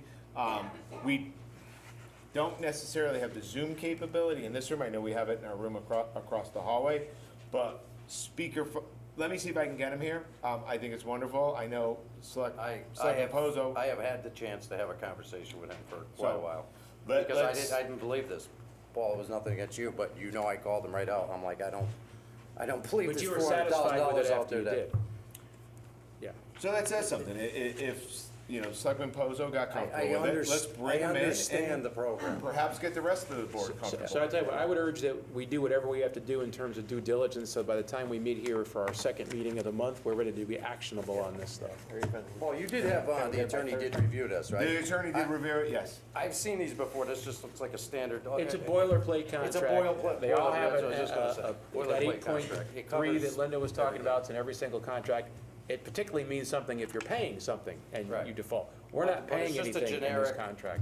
Well, Generic then it should be taken out then. If I they mean, don't, this is they a don't contract, take you're them out of gonna sign it. contracts like that. But the reality is this, let's just get the homework done and make sure we're actionable in the next 2 weeks. The longer we delay this, the less chance we have of getting this money. So the way they explained it to me too I'm gonna is, call him tomorrow. they're not gonna do, this is free government money that the feds, again, are giving away. It was a feel-good program. And bottom line, the guy's a super nice guy, but he said, Bill, if you don't take it, I'm gonna make 2 phone calls. There's 2 other towns that are gonna jump on that money. It's accounted for, it was given, so. We gotta look into it, but I agree, we shouldn't take, they're not, like you said, they're not gonna wait 8 weeks, 12 You know, weeks, and they'll move on. Point out those 2 paragraphs that Linda's concerned about to the attorney. Typically, they don't take them out of contracts like this, but it doesn't mean anything because we're not There's no obligation for us to pay anything in this contract. Right, but I think what Linda's trying to say is that if the town of Winchester is entering into a contract with someone, it should be a contract that's applicable to the town of Winchester. It shouldn't say Wyndham, I'll grant you that. Yeah, right. Beyond that, the attorney, Boilerplate either. No, but I mean, but no, it but shouldn't. beyond that, we have an attorney who reviews this and that we pay to be the expert on all of this stuff. We're not attorneys. Correct. Again, 9.1.1 is another area that I am not comfortable with. If we could just get some explanation as to where it's going to be, or what happens if they can't find a site.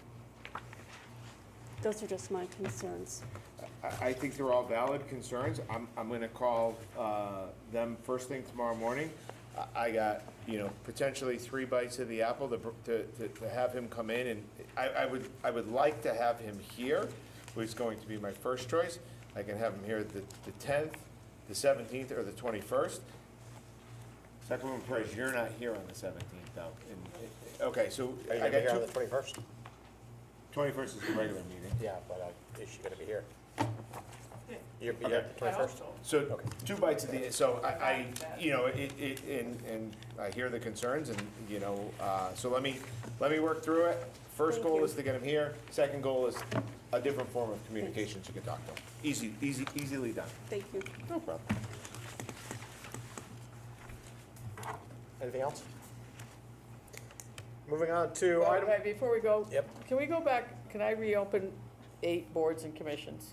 Yes. Because I did go back and find in our emails, because it did come from Glenn Albanese on beginning of March.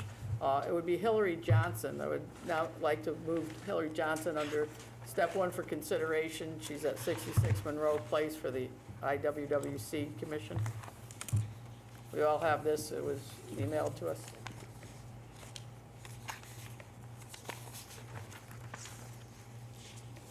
Anybody have, it was on March 12th.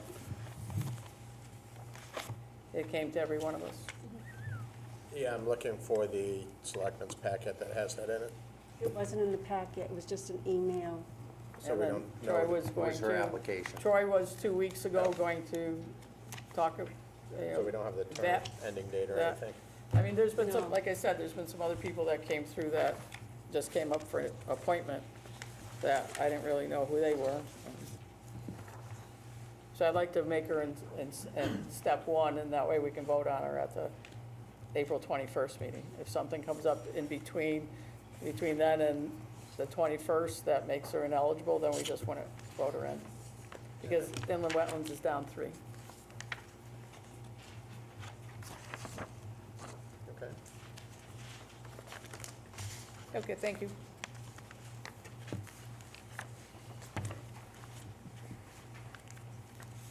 We need to determine a date. So, we'll give a chance.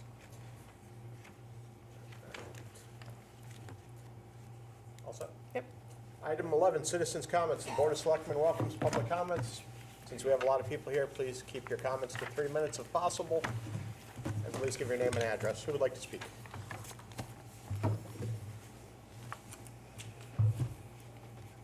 Ooh, careful. My name is Willard Platt, West Wakefield Boulevard. I want to comment on the solar agreement. As of now, the sewer and water department gets a payment from a solar farm in town. Does this agreement has anything negative with that solar agreement? And does it then stop you from getting payments from future solar farms that may come to Winston? No, it does not. So answer both your questions. They looked at the current credits that we are getting. It does not affect those credits or any future credits that may be coming because of a solar farm that gets built. So they're gonna give you the money, and you can still collect money from future solar farms coming to town? That is correct. What Okay. they're doing is using our kilowatts to justify the farm that they're going to build somewhere in the By country. getting payments, doesn't that do something with the kilowatts that you're getting? I'm not following that You're question. getting the payment from one solar farm now. you're saying you have 1,000,000 kilowatts, but doesn't that take some of your kilowatts away? The payments that we're getting right now are more done through an Eversource credit, where the payment that we would be receiving from this particular agency is a federal tax, or a federal green energy credit, which they would get, you know, X amount of millions of dollars, and our portion would be $400,000 of what they would be receiving to build these farms. Okay. There's another gentleman that I'm gonna ask is Tom, who's on our EDC and our Sue Grossman Trail. One of his farms, somewhere in the country, actually had one of these farms put on it. And he had stated that, and I should have asked him to come, but I will ask him to come to the next meeting, where he was actually the landowner of one of these farms that came out, and maybe he can give you even more insight to see, anything that may or may not go wrong with it. So I'll ask Tom if he could join us as well. Anyone else wish to speak?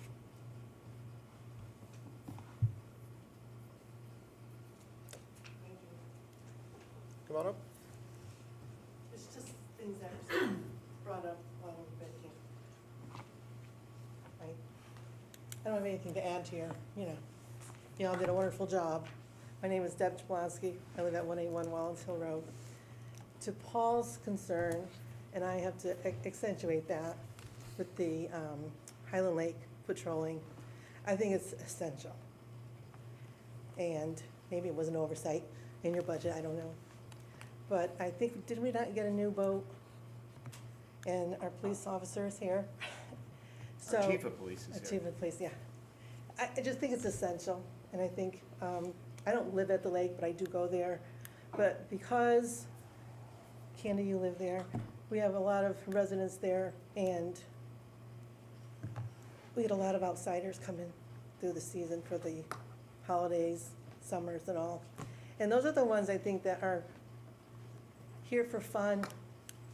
You all know who live here, they follow the rules. So I hope that gets into the budget, and someone is actually patrolling there on a very regular basis.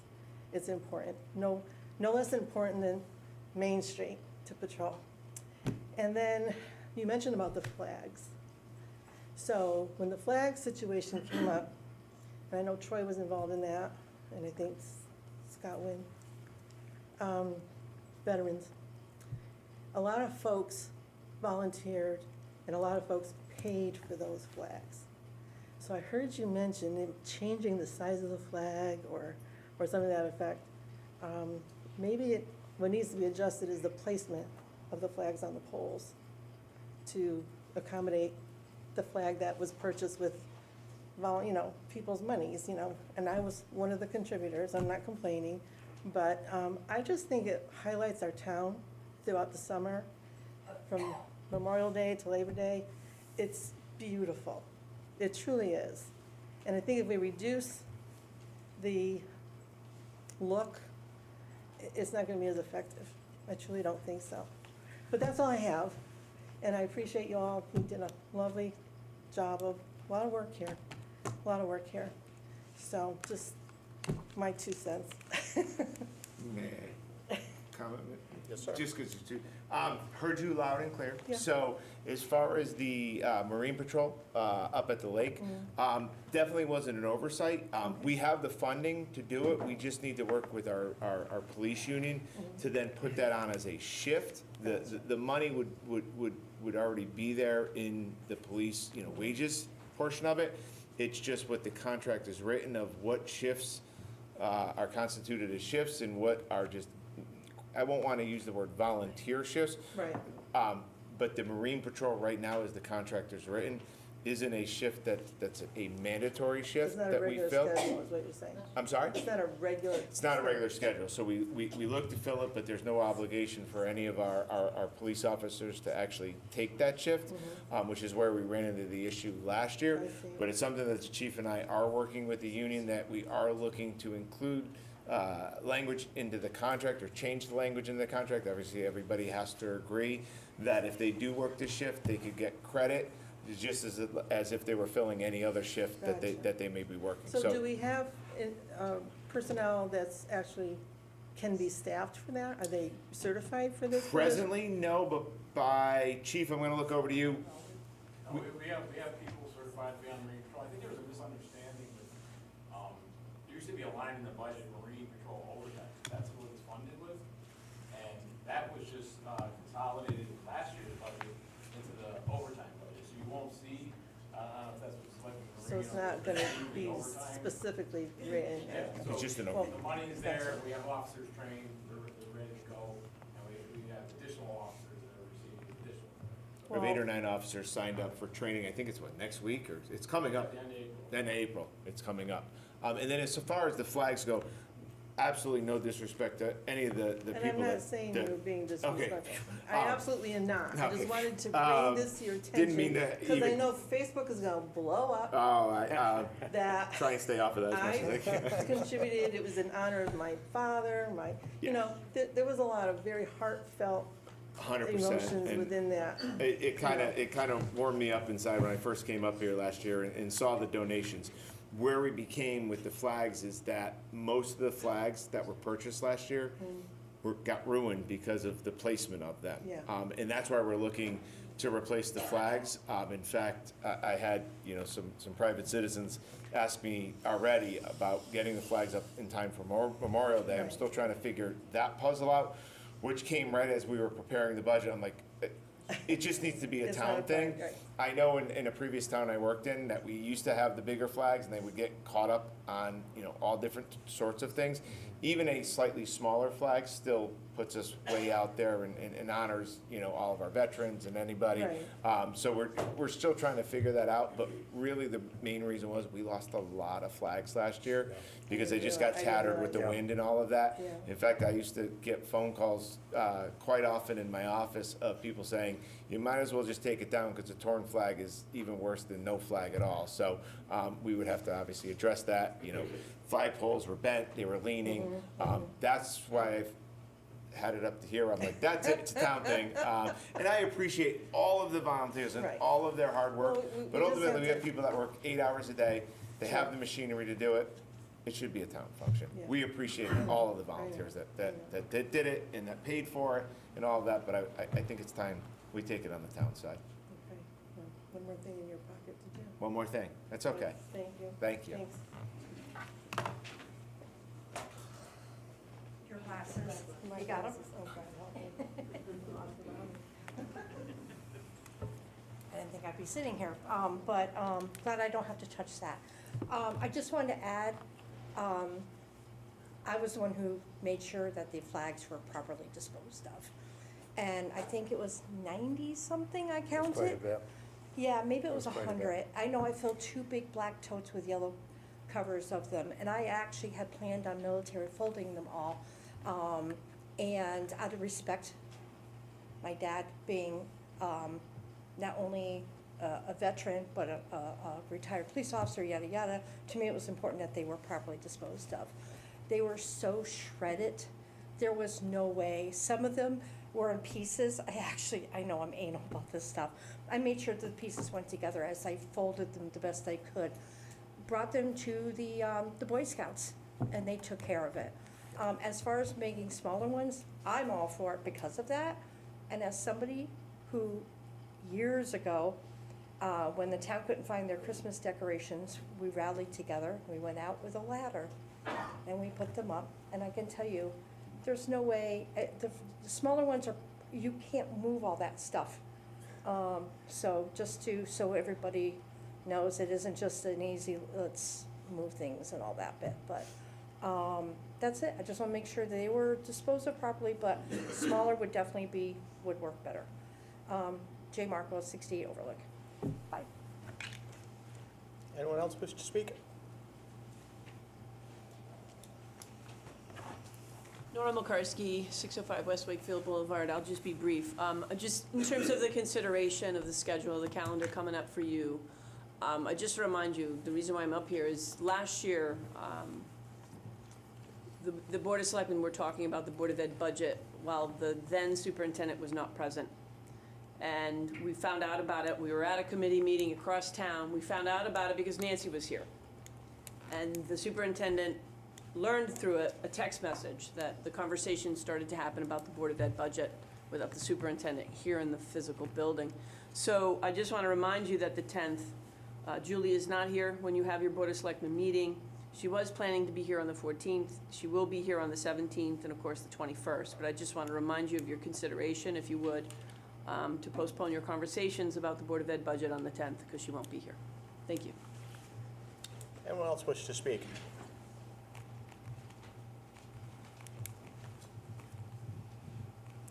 Seeing no one else, moving on to item 12, executive session, taking with us the town manager to discuss the town manager's yearly review. Make a motion to go into executive session, bringing along the town manager. All in favor? Yes, ma'am. We should, If you want, turn your mics off. yeah, turn that one off. You can turn them off.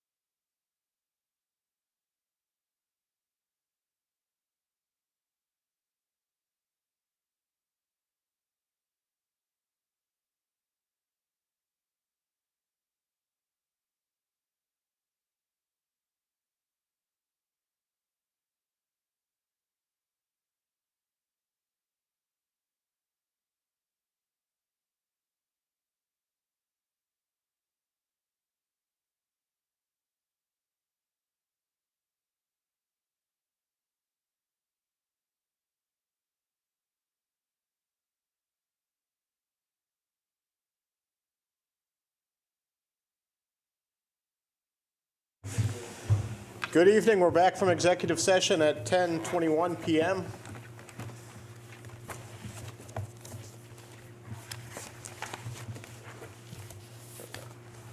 Yep.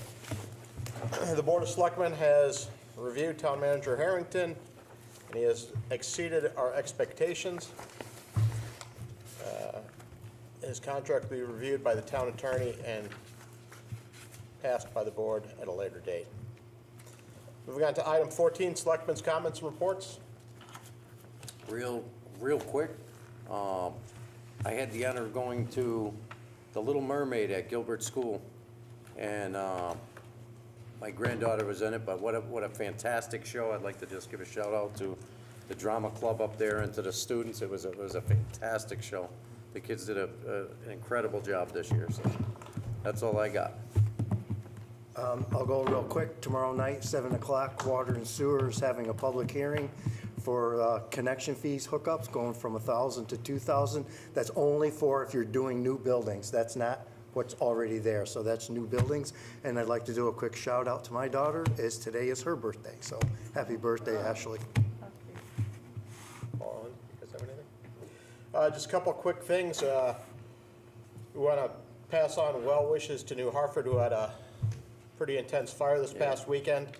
Approximately 21 towns were there to assist them in helping their fire, helping fight the fire. So one more reason, we saw last week volunteer fire department in Torrington closed. So it's very important that anyone's interested in joining the fire department to look to join our fire department and help keep our volunteer staff staffed up. Condolences to the Torrington Police Department. They lost a longtime officer this past week due to cancer. And good luck to Selectman Lemire, who's having surgery in the morning. With that, we have a motion to adjourn. I'll make a motion to adjourn. Second. All in favor? Unanimous. See you all on Thursday. Next meeting, Thursday, 10 o'clock, 6 p.m. April 10th, 6 There you go, p.m. sir. Thank you.